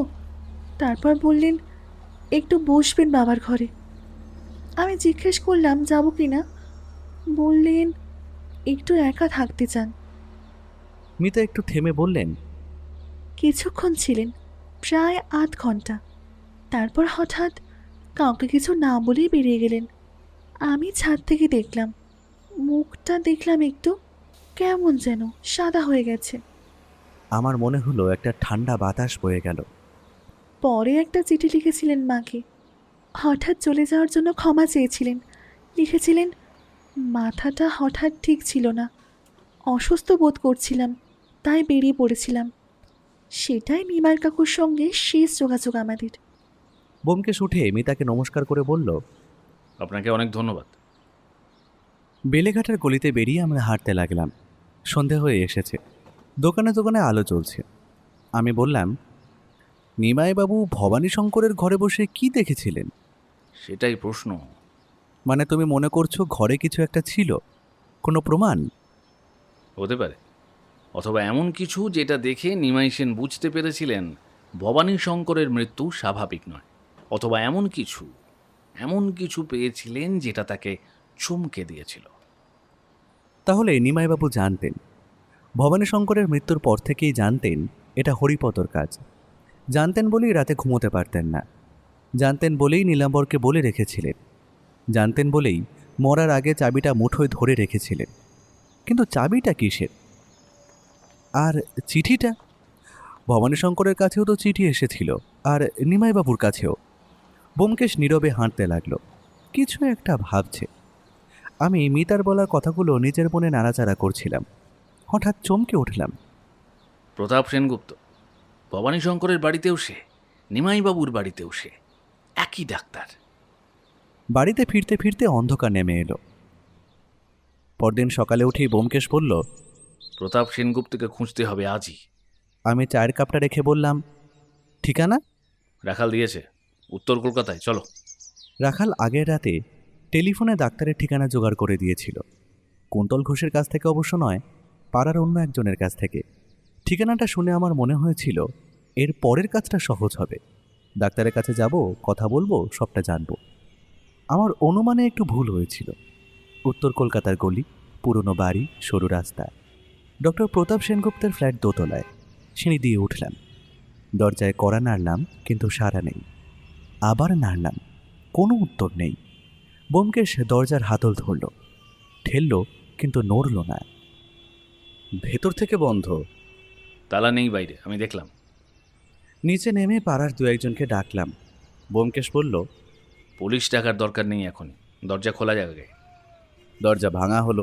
ভেতরে ঢুকলাম। ঘর এলোমেলো, দেখলেই বোঝা যায় কেউ তাড়াহুড়ো করে কিছু গুছিয়েছে। জামা কাপড় কিছু নেই আলমারিতে। বালিশের ওপর থেকে চাদর নেমে গেছে মেঝেতে। টেবিলে একটা চায়ের কাপ, ঠান্ডা কিন্তু শুকায়নি। কাল রাতের চা। ডাক্তার নেই, কিন্তু গেছেন কখন, কোথায় গেছেন? আর বন্ধ ঘর থেকে বেরিয়েছেন কোন পথে? আমি ঘর দেখছিলাম। ব্যোমকেশ টেবিলের কাছে গেল। একটা প্রেসক্রিপশন প্যাড পড়ে আছে।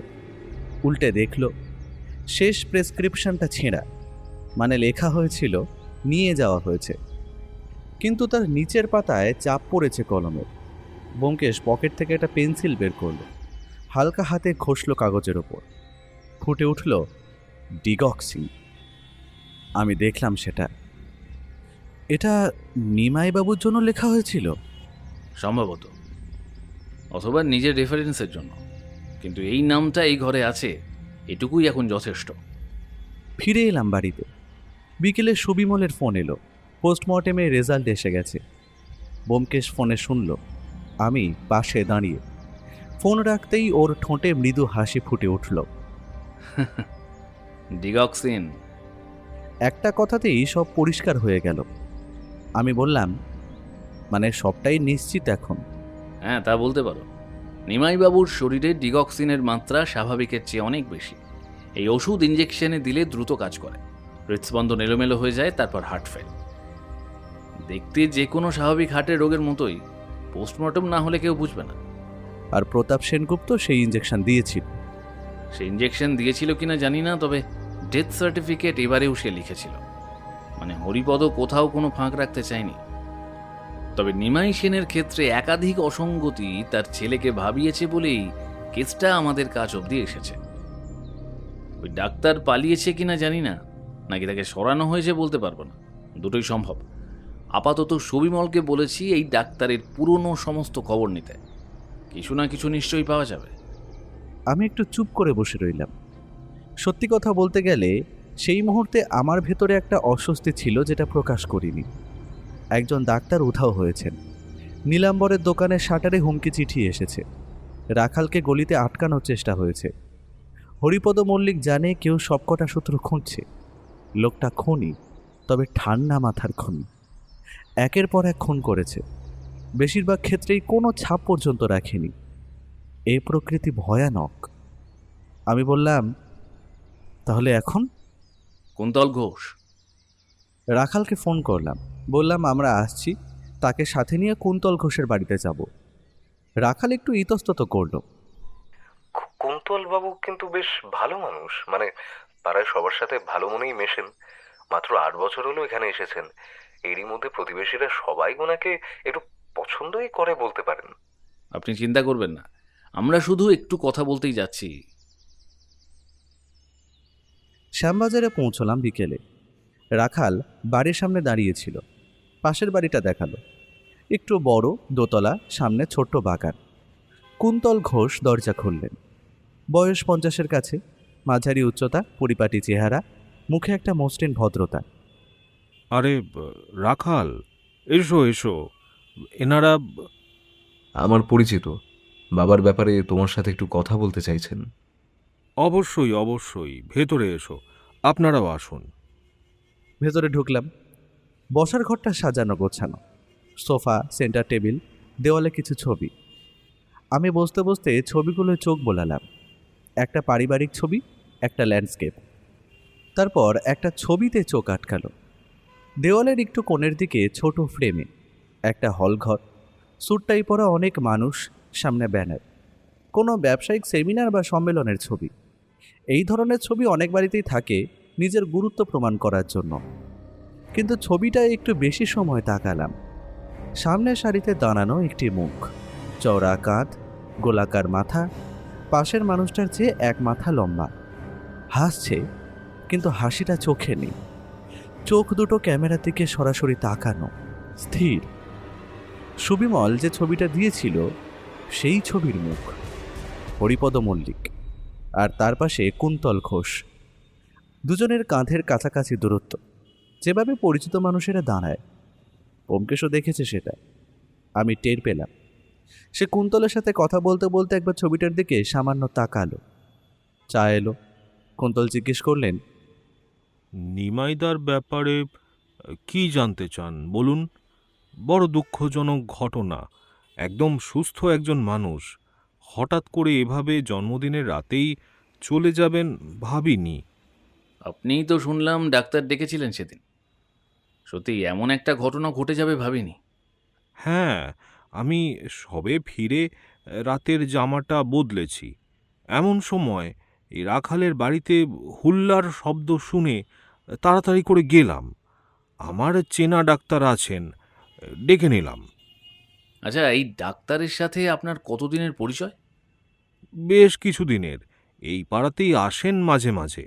সামনের ওষুধের দোকানে মাস তিনেক হলো বসছেন। তার সাথে এত তাড়াতাড়ি এত আলাপ জমে গেল? না, মানতেই হচ্ছে রাখালবাবুর কথা মিথ্যে নয়। কেন, কি কি কি বলেছে রাখাল? এই যে আপনি একজন মিশুকে মানুষ। তা বটে, তা বটে। তবে আপনারা হঠাৎ ডাক্তারবাবুর খোঁজ করছেন, কিছু কি হয়েছে?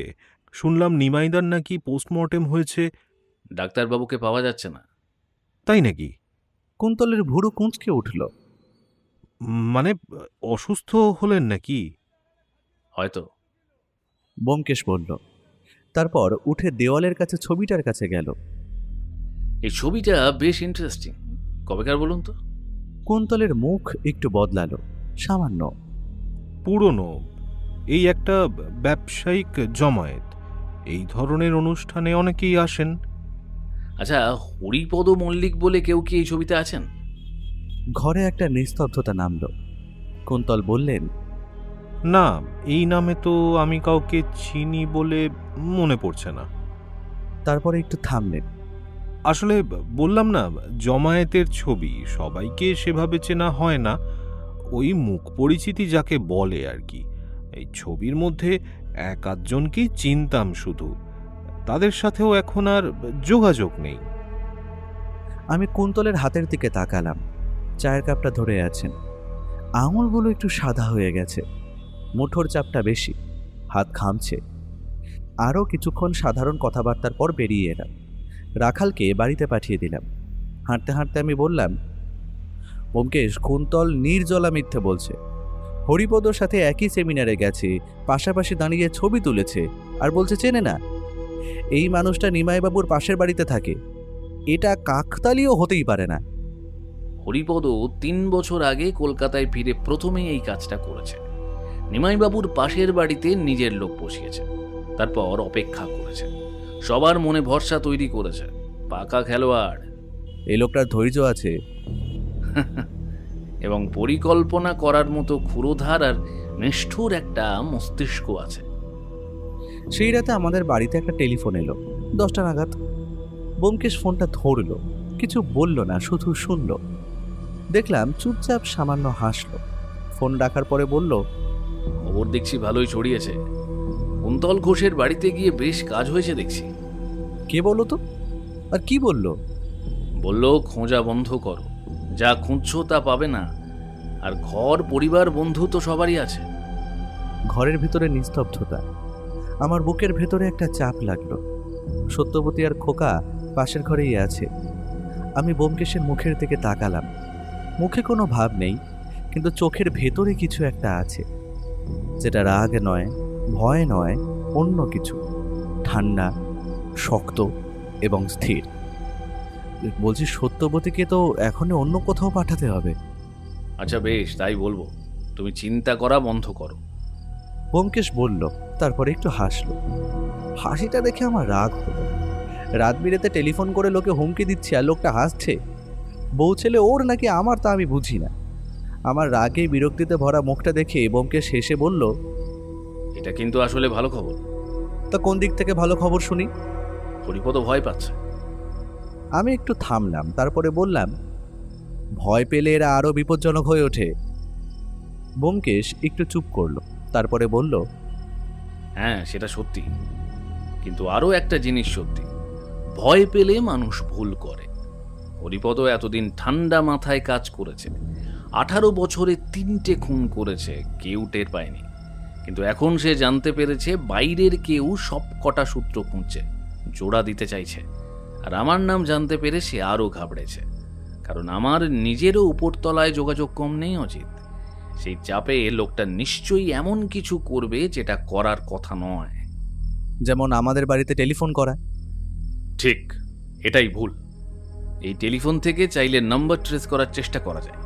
পাবলিক বুথ থেকে ফোন করলে ওই এলাকাটা বোঝা যাবে, এমনকি অন্য কোনো সূত্রও পাওয়া যেতে পারে। ঠান্ডা মাথায় থাকলে ওর মতো বোর খাওয়া লোক এই কাজ করতো না। আমি জানলার দিকে তাকালাম। বাইরে রাতের কলকাতা। মনে মনে ভাবলাম, ব্যোমকেশ হয়তো ঠিকই বলেছে, হরিপদ চাপে পড়েছে। কিন্তু চাপে পড়া মানুষের হাতে যদি অস্ত্র থাকে, ক্ষমতা থাকে, টাকা থাকে, তাহলে সে ভুল করুক বা না করুক বিপদ আছেই। আর আমাদের হাতে এখনো পর্যন্ত কি আছে? একটা পোস্টমর্টেম রিপোর্ট, একজন উধাও ডাক্তার, একজন মিথ্যেবাদী প্রতিবেশী, একজন বৃদ্ধের 18 বছরের পুরনো স্মৃতি, আর একটা হুমকির বার্তা। আদালতে কোনোটাই যথেষ্ট নয়। ব্যোমকেশ, প্রমাণ চাই, শক্ত প্রমাণ চাই। চাই, সেটা পাওয়ার একটাই রাস্তা, প্রতাপ সেনগুপ্তকে খুঁজে বের করা, অথবা কুন্তল ঘোষকে ভাঙা, অথবা হরিপদ নিজে আরেকটা ভুল করুক সেই অপেক্ষায় থাকা। ঘরে আলো জ্বলছিল, বাইরে ঠান্ডা। সেই রাতে আমার ঘুম হলো না। মরিয়া চোট খাওয়া মানুষ কখন কি করে সেটা আগে থেকে বলা যায় না। পরদিন সকালে উঠে দেখি ব্যোমকেশ চায়ের কাপ হাতে জানলার ধারে বসে আছে, বাইরে তাকিয়ে। চোখ বাইরে, কিন্তু মাথা আর মন অন্য কোথাও। এই ভঙ্গিটা আমি চিনি। রান্নাঘর থেকে সত্যবতীর গলা শব্দ ভেসে আসছিল। খোকা কিছু একটা নিয়ে বায়না করছে, সত্যবতী শান্ত গলায় বোঝাচ্ছে। সংসারের এই স্বাভাবিক শব্দগুলো সেই মুহূর্তে একটু অদ্ভুত লাগছিল। বাইরে কোথাও একটা লোক আছে যে আমাদের বাড়িতে রাত বিরেতে ফোন করে হুমকি দেয়, আর এখানে খোকাকে নিষ্পাপ আনন্দেই না লুচি চাইছে। সত্যবতী চা নিয়ে এলো, আমায় দিল, তারপর ব্যোমকেশের দিকে তাকালো। কিছু বলল না, শুধু একটু দাঁড়িয়ে রইল। ব্যোমকেশ এবার ঘুরে তাকালো, বলল, কিছু বলবে? না, সত্যবতী বলল, তারপরে একটু থামল। মানে জিজ্ঞাসা করব ভেবেছিলাম। কাল রাতে একটা টেলিফোন এসেছিল, তুমি তো রেখে দিলে, কিন্তু মুখটা আমি দেখেছিলাম। ব্যোমকেশ কিছু বলল না। কেসটা কতদূর? এগোচ্ছে। বিপদ নেই তো? এইবারে ব্যোমকেশ একটু থামল। আমি জানি সে কি বলবে, এড়িয়ে যাবে অথবা হালকা করে বলবে, কারণ সত্যবতীকে চিন্তায় ফেলতে চায় না, এটা ওর স্বভাব। কিন্তু সত্যবতী আগেই বলল, পিড়াপিড়ি করছি না, শুধু বলো সাবধানে থাকতে হবে কিনা। হ্যাঁ, সে তো সবসময় থাকা দরকার। বেশ। আমি দেখলাম এইটুকুই। প্রশ্ন নেই, অভিযোগ নেই, কান্না নেই, শুধু একটা নীরব স্বীকৃতি। আমি সেদিন দেখলাম ব্যোমকেশের সবচেয়ে বড় শক্তি তার বুদ্ধি নয়, এই মানুষটা। কিন্তু সত্যবতী দরজার কাছে গিয়ে ঘুরল। একটা কথা, বলো। ওই ভবানী শঙ্করের মৃত্যুটা কি খতিয়ে দেখেছো? ঘরে একটা নীরবতা নামল। ব্যোমকেশ সোজা হয়ে বসল। মানে? ঠাকুরপো বলছিল রাখালবাবুর আগে ভবানী শঙ্কর নাকি মারা গেছেন, সেটাও নাকি হঠাৎ। আমি ভাবলাম তুমি শুধু নিমাইবাবুর মৃত্যুটা নিয়েই ভাবছো, কিন্তু মাত্র ওই 3 বছর আগেই ওই একই পাড়ার আরেকজন বন্ধুও মারা গেছেন। ব্যাপারটা একবার ভালো করে নেড়েচেড়ে দেখো না। ব্যোমকেশ কিছু বলল না। আমি দেখলাম তার চোখে একটা আলো জ্বলল। ব্যোমকেশ আমার দিকে তাকালো। অজিত, ভবানী শঙ্করের মেডিকেল রেকর্ড পাওয়া যাবে? সত্তর মামা সরকারি হাসপাতালের কোনো একটা বিভাগে আছেন। চাইলে পুরনো অনেক রেকর্ড বের করা যায়। সরকারি অফিসে কেড়ে নিয়েছিলেন, সুবিধা নেননি এ হতে পারে না। আমি অবাক হয়ে গেলাম। সত্যবতী কি এটা জেনেই বলেছিল নাকি নাকি শুধু প্রশ্নটুকুই করেছিল আর ব্যোমকেশ নিজেই বাকিটা জুড়ে নিয়েছে? এই দম্পতির যে রসায়ন, তাতে দুটোই সম্ভব। দুপুরে সুবিমল এলো। ব্যোমকেশ তাকে সবই বলল। প্রতাপ সেনগুপ্তের উধাও হওয়া, কুন্তল ঘোষের মিথ্যে, রাতের ফোন, সবটা। সুবিমল চুপ করে শুনল, তারপরে বলল, হরিপদ মল্লিকের ব্যাপারে আমাদের একটা পুরনো ফাইল আছে। জানি। জানো? অনুমান করেছিলাম এই ধরনের লোকের পেছনে পুলিশের নজর একবার না একবার পড়েই, কিন্তু ফাইল বন্ধ হয়ে গেছে, নিশ্চয়ই প্রমাণের অভাবে। কে কে ঘুষ খেয়েছে বলতে পারো? খবর নিতে পারি। আসলে একটাই ফাইল হয়েছিল এই লোকটার বিরুদ্ধে। আমার একটা সিনিয়র কেসটা দেখেছিলেন। এরপর উনি বদলি হয়ে যাওয়ার পর তো প্রায় তো বছর দুয়েক আগের কথা, একটা ব্যবসায়িক বিরোধে একজন মারা গিয়েছিল। সবাই জানতো হরিপদ জড়িত, কিন্তু কেউ মুখ খোলেনি। সাক্ষী ছিল, তবে প্রমাণ ছিল না। এবারে লোকটার সব পাপের প্রমাণ হবে। কিভাবে? সেটা এখনো জানি না। কিন্তু হরিপদ চাপে পড়েছে। চাপে পড়লে মানুষ ছাপ ফেলে। সুবিমল উঠে যাওয়ার আগে বলল, সাবধানে থেকো ব্যোমকেশ, রাতের ফোনটা আমি দেখছি। সেই বিকেলেই ঘটনাটা ঘটল। আমি বসার ঘরে পড়ছিলাম, ব্যোমকেশ পাশের ঘরে আর সত্যবতী রান্নাঘরে। হঠাৎ একটা শব্দ, একটা ভোঁতা ধাক্কা জানলার কাছে। আমি মুখ তুলতেই দেখলাম কাঁচটা ফেটে গেছে আর একটা পাথরের টুকরো মেঝেই পড়ে আছে। পাথরটা আমার কপালের পাশ দিয়ে গেছে। ব্যোমকেশ ছুটে এলো, আমার কপালে আঙুল দিল। একটা লাল দাগ, চামড়া সামান্য ছড়ে গেছে, হয়তো একটু রক্ত। তারপর আমি ব্যোমকেশকে যেভাবে দেখলাম সেটা আমি আগে দেখিনি। ব্যোমকেশকে আমি অনেক পরিস্থিতিতে দেখেছি, শান্ত দেখেছি, চিন্তিত দেখেছি, হাসতে দেখেছি বিপদেও, কিন্তু এই রাগ ঠান্ডা, বেশি ভয়ানক। বাইরে কেউ ছিল? ব্যোমকেশ জানলার দিকে তাকালো। রাস্তার ওপারে একটা গলি, কেউ নেই এখন। সত্যবতী এসে দাঁড়িয়েছিল, আমার কপাল দেখল। ওর মুখখানা শক্ত হয়ে গেল। তাড়াতাড়ি বরফ এনে দিল একটা রুমালে বেঁধে। আমি সেটা কপালে চেপে ধরে হাসলাম। ঠাকুরপো, তুমি ঠিক আছো তো ভাই? আরে হ্যাঁ হ্যাঁ, দিব্যি আছি। বিশ্বাস করো বৌঠান, সত্যি বলছি, কেউ আমাকে লক্ষ্য করে গুলি করেনি তোমার কর্তার মতো, সামান্য ঢিলই মেরেছে। বৌঠান ব্যোমকেশের দিকে তাকালো। ব্যোমকেশ চুপ করে উঠে চলে গেল। রাতে সত্যবতীর মামার সঙ্গে টেলিফোনে কথা হলো। পরদিন সকালেই উত্তর এলো। ভবানীশঙ্কর রায়চৌধুরীর ডেথ সার্টিফিকেটেও সেই একই সই, ডাক্তার প্রতাপ সেনগুপ্ত। হরিপদ পুরনো বন্ধুদের একে একে সরাচ্ছে। যারা সেই রাতের কথা জানে, যারা সাক্ষী হতে পারে, নিমাই, ভবানীশঙ্কর, আর একজন বাকি, নীলাম্বর। কিন্তু নীলাম্বর এখনও বেঁচে আছেন, দোকান চালাচ্ছেন। হরিপদ তাকে ছেড়ে রাখছে কেন? এটাই প্রশ্ন। কারণ নীলাম্বর কিছু জানেন না, অথবা হরিপদ নীলাম্বরকে দিয়ে কিছু কাজ করাচ্ছে। অথবা ভবানী আর নিমাইবাবুর কাছে এমন কিছু ছিল যেটা নীলাম্বরের কাছে নেই। সেই টাকার কথাটা মনে আছে অজিত? ঘরে একটা নিস্তব্ধতা নামল। মাঝে মাঝে ব্যোমকেশের সঙ্গে কথা বলতে বলতে এমন একটা জায়গায় পৌঁছায় যেখানে মাটি সরে যায়। মনে হয় যেটাকে সত্যি মনে করেছিলাম সেটা হয়তো ঠিক নয়, যাকে বিশ্বাস করেছিলাম সে হয়তো বিশ্বাসযোগ্য নয়। তুমি নিশ্চিত?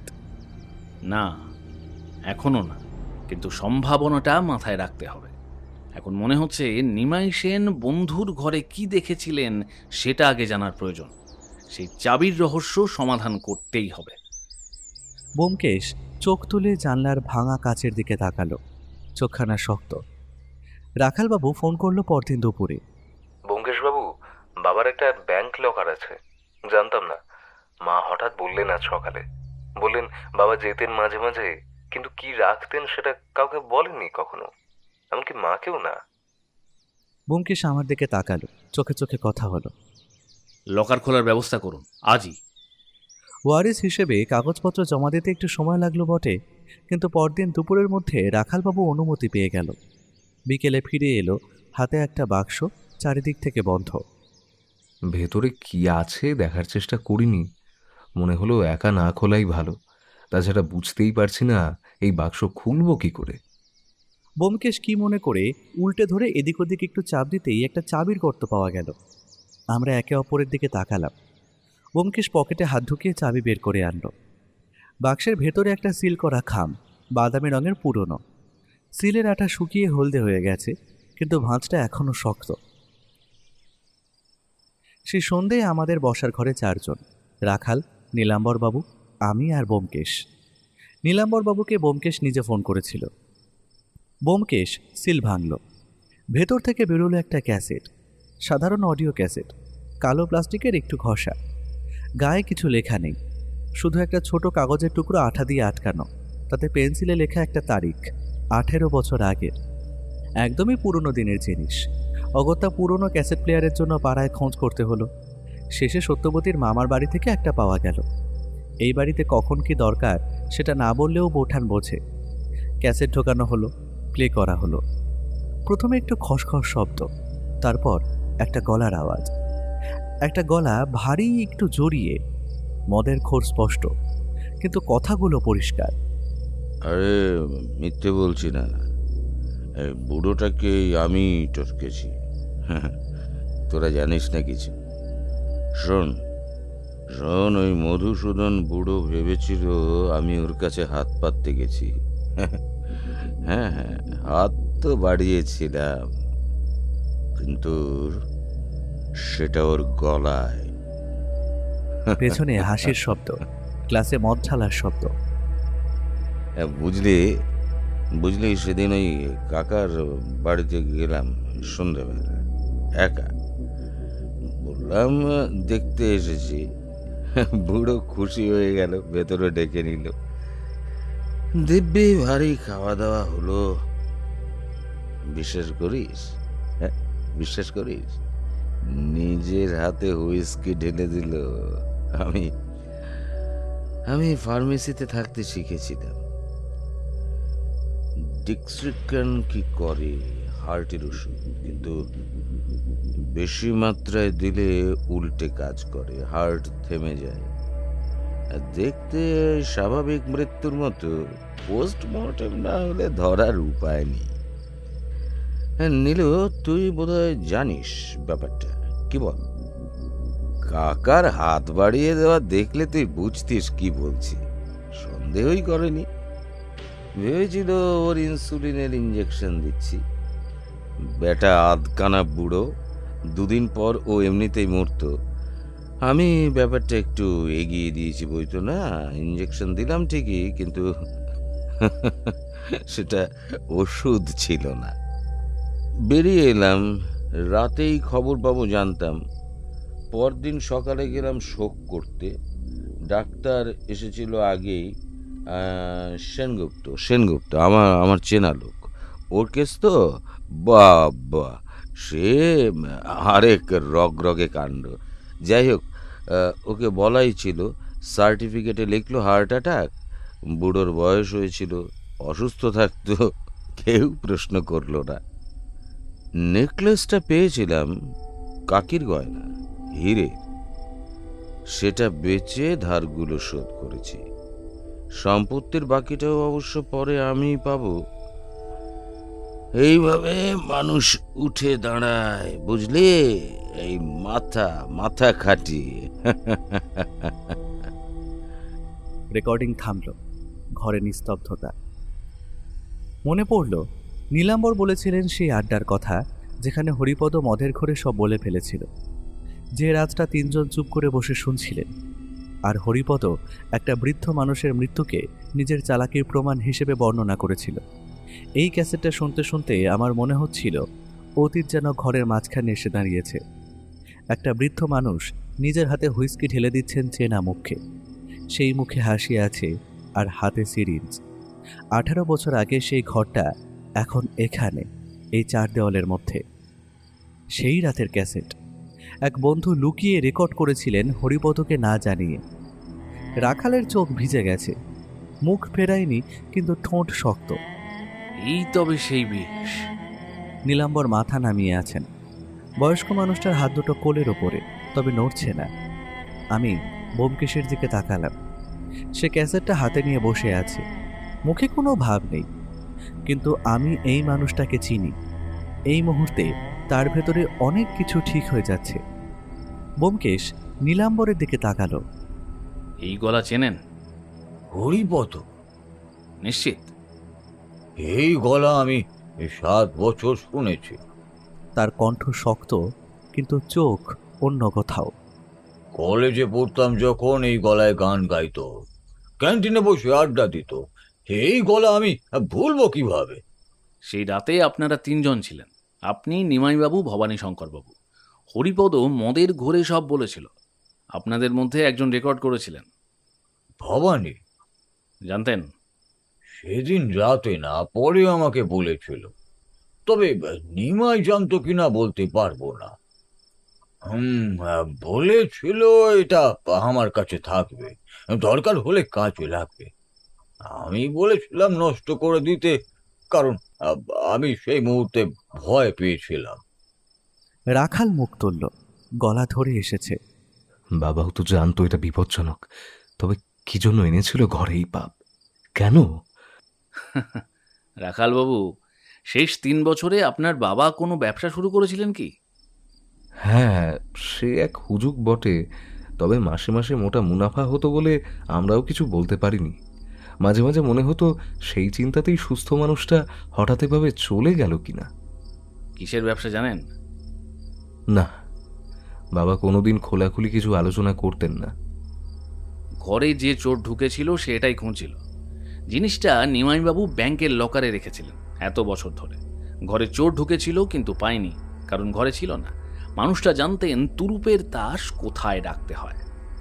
নীলাম্বর চেয়ার ছেড়ে উঠতে গেলেন। ব্যোমকেশ হঠাৎ বলল, দাঁড়ান নিরম্বরবাবু, বৃদ্ধ তাকালেন।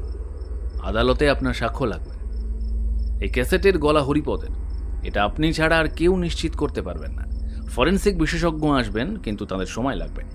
আপনি 7 বছরের চেনা গলা শুনেছেন, সেই রাতে ওই ঘরেও ছিলেন। আপনার সাক্ষ্য এই মামলার মেরুদণ্ড। ব্যোমকেশ সরাসরি বলল, হরিপদ ছাড়বে না। না, ছাড়বে না, কিন্তু আপনি সাক্ষ্য না দিলেও ছাড়বে না। ভবানী শঙ্করের হার্ট দুর্বল ছিল, তবু হরিপদ অপেক্ষা করেনি।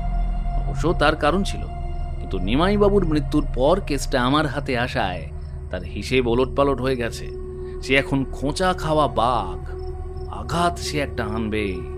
চুপ করে থাকলে নিরাপদ থাকবেন। এই হিসেব এখন আর মেলে না। নীলাম্বর মাথা নাড়লেন, চোখখানা একটু বন্ধ করলেন, তারপরে বললেন, আচ্ছা। নীলাম্বর বিদায় নিলেন। রাখালকে ব্যোমকেশ বলল বাড়ি ফেরার আগে একটু থাকতে। রাখাল বসে রইল, সে কিছু বলছিল না। ক্যাসেট প্লেয়ারটার দিকে শুধু তাকিয়েছিল। বাবা এটা জমিয়ে রেখেছিলেন, আমাকে বলেননি, মাকে বলেননি, একা বহন করেছেন। হ্যাঁ, কেন বলেননি? বললে হয়তো মানুষটাকে এভাবে চলে যেতে হতো না। রাখাল উঠল, দরজার কাছে গিয়ে থামল। ব্যোমকেশবাবু, বাবা কি এই শেষটা দেখতে পাবেন? ব্যোমকেশ কিছু বলল না।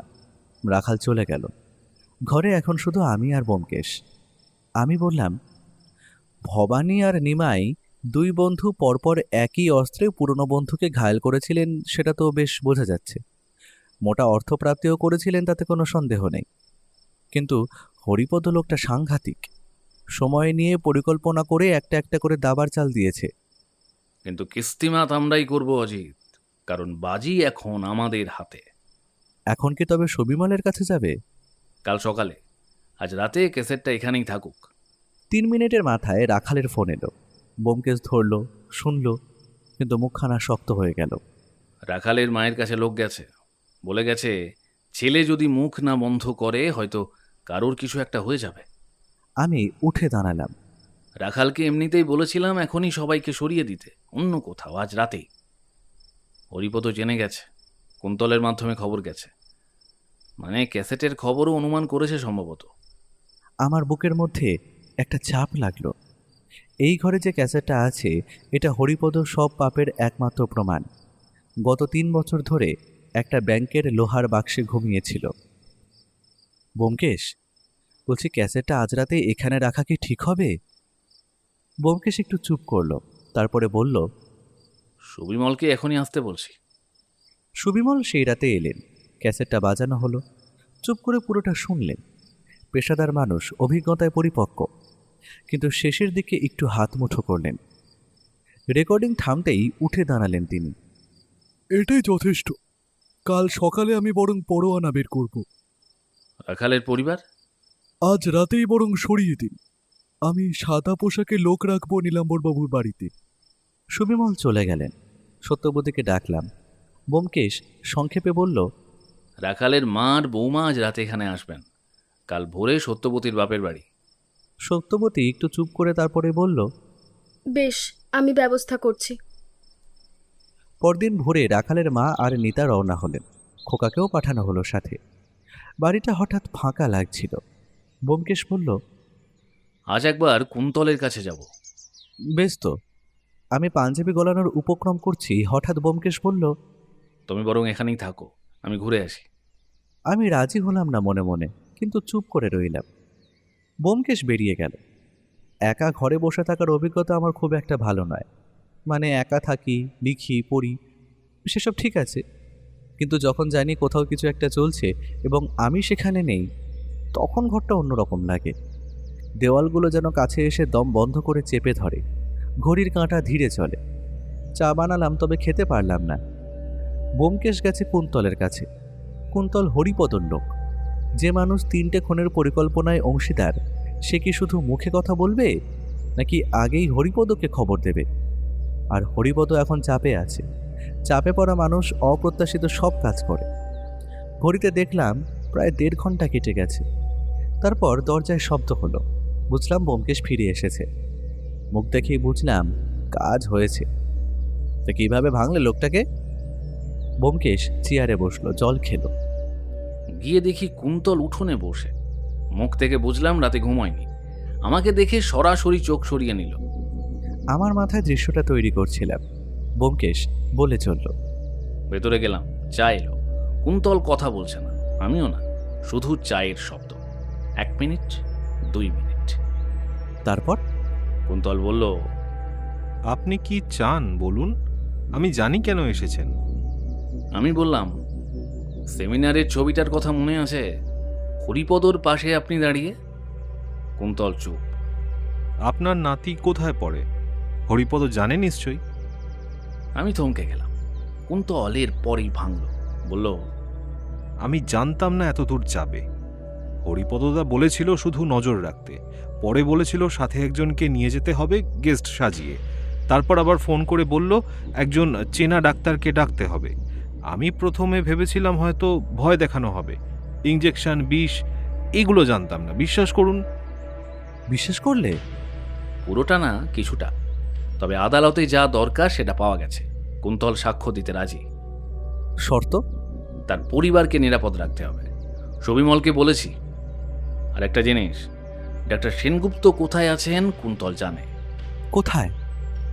হরিপদর আরেকটা আস্তানা উত্তর পাড়ায়, সেখানে লুকিয়ে রেখেছে। কিন্তু একটা কথা কুন্তল বলল যেটা আগে জানতাম না।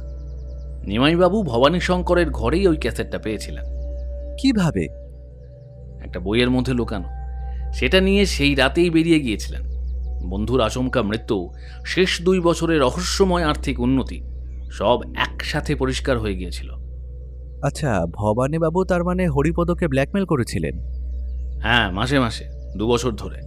হরিপদ অতিষ্ঠ হয়ে কলকাতায় ফিরল। কুন্তলের মুখে শুনলাম রমেশ নামে একজন ছিল, ভবানীর পরিচিত। সে হাঁটতে যাওয়ার সময় জোর করেই প্রতাপের চেম্বারে নিয়ে গেল। সেখানে ওই ইঞ্জেকশন। বাড়ি ফিরে ভবানী আর সহ্য করতে পারলেন না। চেয়ারে বসেই বুক চেপে ধরেছিলেন। আর নিমাই সেন? নিমাইবাবু 3 বছর ধরে সেই একই কাজ করলেন ক্যাসেট নিয়ে। হরিপদর তখন পাগল দশা, 1 শনির পর আর 1 শনির কবলে। তখন কুন্তলকে পাশের বাড়িতে বসালো। আর শেষে নিমাইবাবুর জন্মদিনের রাতে কুন্তলের সাথে গেস্ট হয়ে একজন এলো। কায়দা করে কড়া নেশার ওষুধ মেশানো পানীয় খাওয়ানো হলো। তারপর মদ্যবৃদ্ধকে সেই লোক বাথরুমে নিয়ে গেল। লোকে ভাবলো এক যুবক সাহায্য করছে। সেই রাতে রাখালও একটু আধটু পান করে সমবয়সীদের সাথে গল্পে মশগুল ছিল। সেও ব্যাপারটা খেয়াল করেনি। সেই বাথরুমেই ওনাকে ইঞ্জেকশন দেওয়া হয়। এমনকি ওই যুবকই নাকি নিমাইবাবুকে ঘরে পর্যন্ত চেয়ারে বসিয়ে দিয়ে এসেছিলেন। নেশার ওষুধের ঘরে বৃদ্ধ বাধা দিতে পারেনি।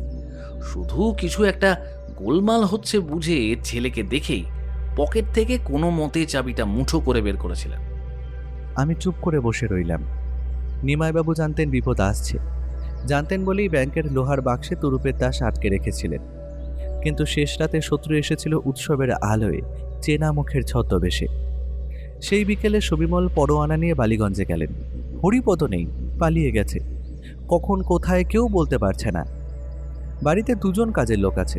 তারা বলছে ভোর রাতে গাড়ি নিয়ে বেরিয়েছে। সন্ধে নামলো। আমি জানলার কাছে বসেছিলাম। বাইরে হ্যারিসন রোডে আলো জ্বলছে। হঠাৎ রাত 10টায় দরজায় কেউ কড়া নাড়ল। আমি উঠলাম। দরজা খুলতেই দেখলাম এক তরুণ, বছর 22-এর কাছে বয়স, মুখ চেনা। বালিগঞ্জের বাড়ির সামনে একদিন দেখেছিলাম হরিপদর পাশে, সুজন দত্ত। ব্যোমকেশবাবু আছেন? ব্যোমকেশ ততক্ষণে বেরিয়ে এসেছে। হ্যাঁ, আসুন। ছেলেটা ভেতরে ঢুকলো। জামা এলোমেলো, হাত দুটো একটু কাঁপছে। আমি আর পারছি না, স্যার মানে হরিপদ মল্লিক আজ রাতে এখানে আসবে। আমি শুনেছি, ফোনে কথা বলছিল, আমি পাশে ছিলাম। বলছিল বক্সিকে শেষ করলে সব চুপ হয়ে যাবে। আমার বুকে একটা চাপ নামলো। ব্যোমকেশ শান্ত মুখে বসে আছে। আপনি হঠাৎ এখানে কেন এলেন? ব্যোমকেশবাবু, আমি খুনি নই। আমি জানতাম স্যার ভালো মানুষ নয়, কিন্তু এতটা জানতাম না। আজ রাতে পাখি নিজে আসবে আমার বাড়িতে। সত্যবতী তখন বাড়িতে। বিকেলে ফিরে এসেছে বাপের বাড়ি থেকে খোকাকে রেখেই। ব্যোমকেশ ওকে ডাকল।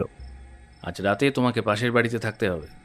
সত্যবতী একটু তাকালো ব্যোমকেশের মুখের দিকে। আজ রাতে একজন আসবে এই বাড়িতে, ভালো উদ্দেশ্য নয়। সত্যবতী চুপ করে রইল কিছুক্ষণ। তুমি থাকবে? হ্যাঁ। অজিত ঠাকুরপো? আরে আমিও থাকবো। সত্যবতী উঠল, একটা কথাও না বলে ঘরে চলে গেল। 5 মিনিট পরে বেরিয়ে এলো একটা শাল গায়ে দিয়ে। দরজায় দাঁড়িয়ে ঘুরে বলল, সাবধানে থেকো, আর খোকার জন্য কালকে বাজার থেকে একটা খেলনা আনবে। আজকে তো আর যেতে পারলাম না, সে বড় কেঁদেছে। আমি দেখলাম ব্যোমকেশ দরজার দিকে তাকিয়ে আছে এক মুহূর্ত। রাত বাড়ল 11টা, 11:30। সুজন বসার ঘরে বসে আছে, কথা বলছে না, আমিও না। ব্যোমকেশ ঘরের আলো কমিয়ে দিয়েছিল, শুধু একটা ছোট্ট ল্যাম্প চলছে পাশের ঘরে। বাইরে থেকে দেখলে মনে হবে ঘরের মধ্যে মানুষগুলো হয়তো শুয়ে পড়েছে। ব্যোমকেশ দরজার পাশে দাঁড়িয়ে নিঃশব্দে।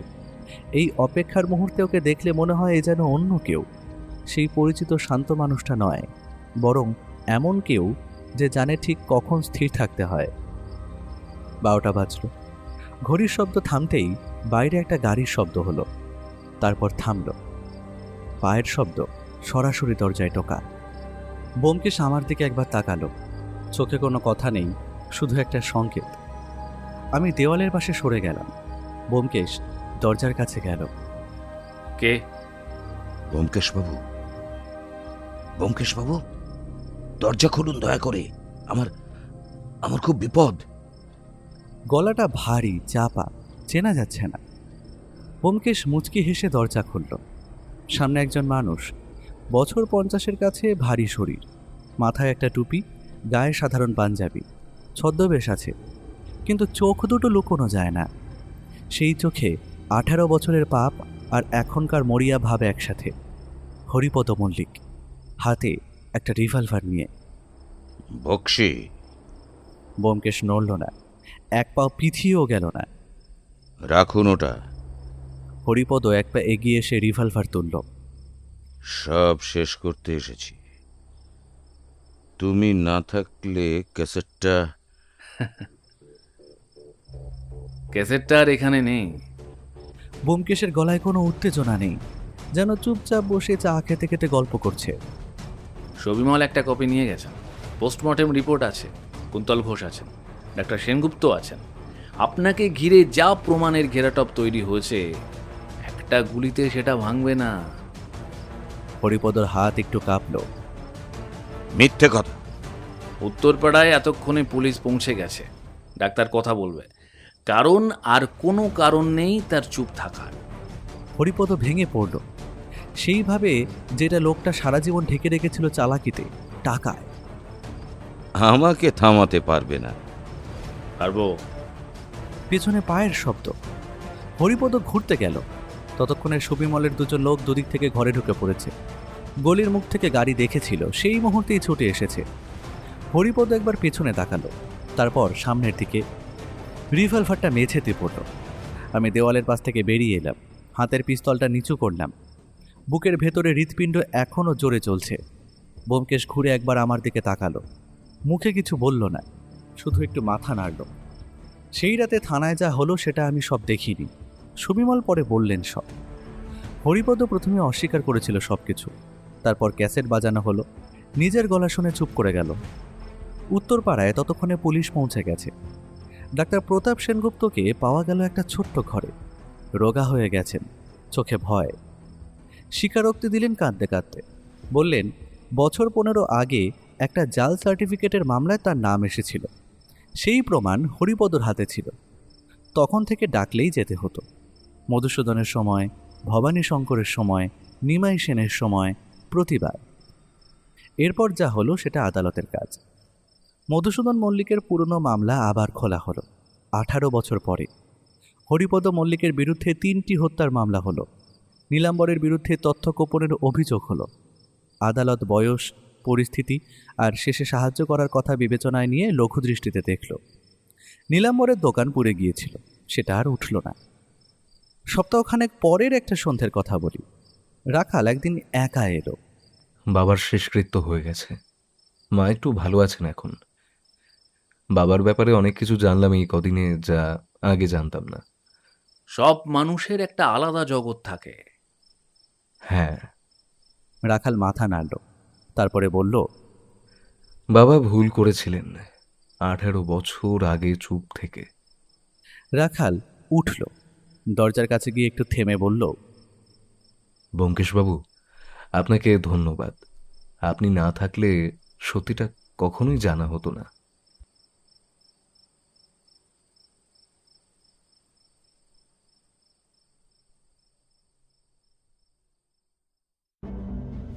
সব রহস্যের সমাধান হয় না, কিছু রহস্য বেঁচে থাকে পরবর্তী গল্পের জন্য। আজকের মতো ব্যোমকেশ বিদায় নিল, কিন্তু শহরের অন্ধকার জানে এই শেষ নয়। কারণ যেখানে রহস্য আছে সেখানে ফিরে আসবেই সত্যান্বেষী ব্যোমকেশ বক্সী। ভিডিওটি যদি আপনার ভালো লেগে থাকে তাহলে লাইক করুন, আর তার সঙ্গে হাইপ দিতে ভুলবেন না। এখনও পর্যন্ত যদি আমাদের চ্যানেলটিকে সাবস্ক্রাইব না করে থাকেন তাহলে এই রকমই আরও রহস্য রোমাঞ্চ গল্প শুনতে এক্ষুনি আমাদের চ্যানেলটি সাবস্ক্রাইব করুন, আর পাশে থাকা বেল আইকনে ক্লিক করে নোটিফিকেশন অন করে নিতে কিন্তু ভুলবেন না। খুব তাড়াতাড়ি আমরা আবার ফিরছি নতুন গল্প নিয়ে।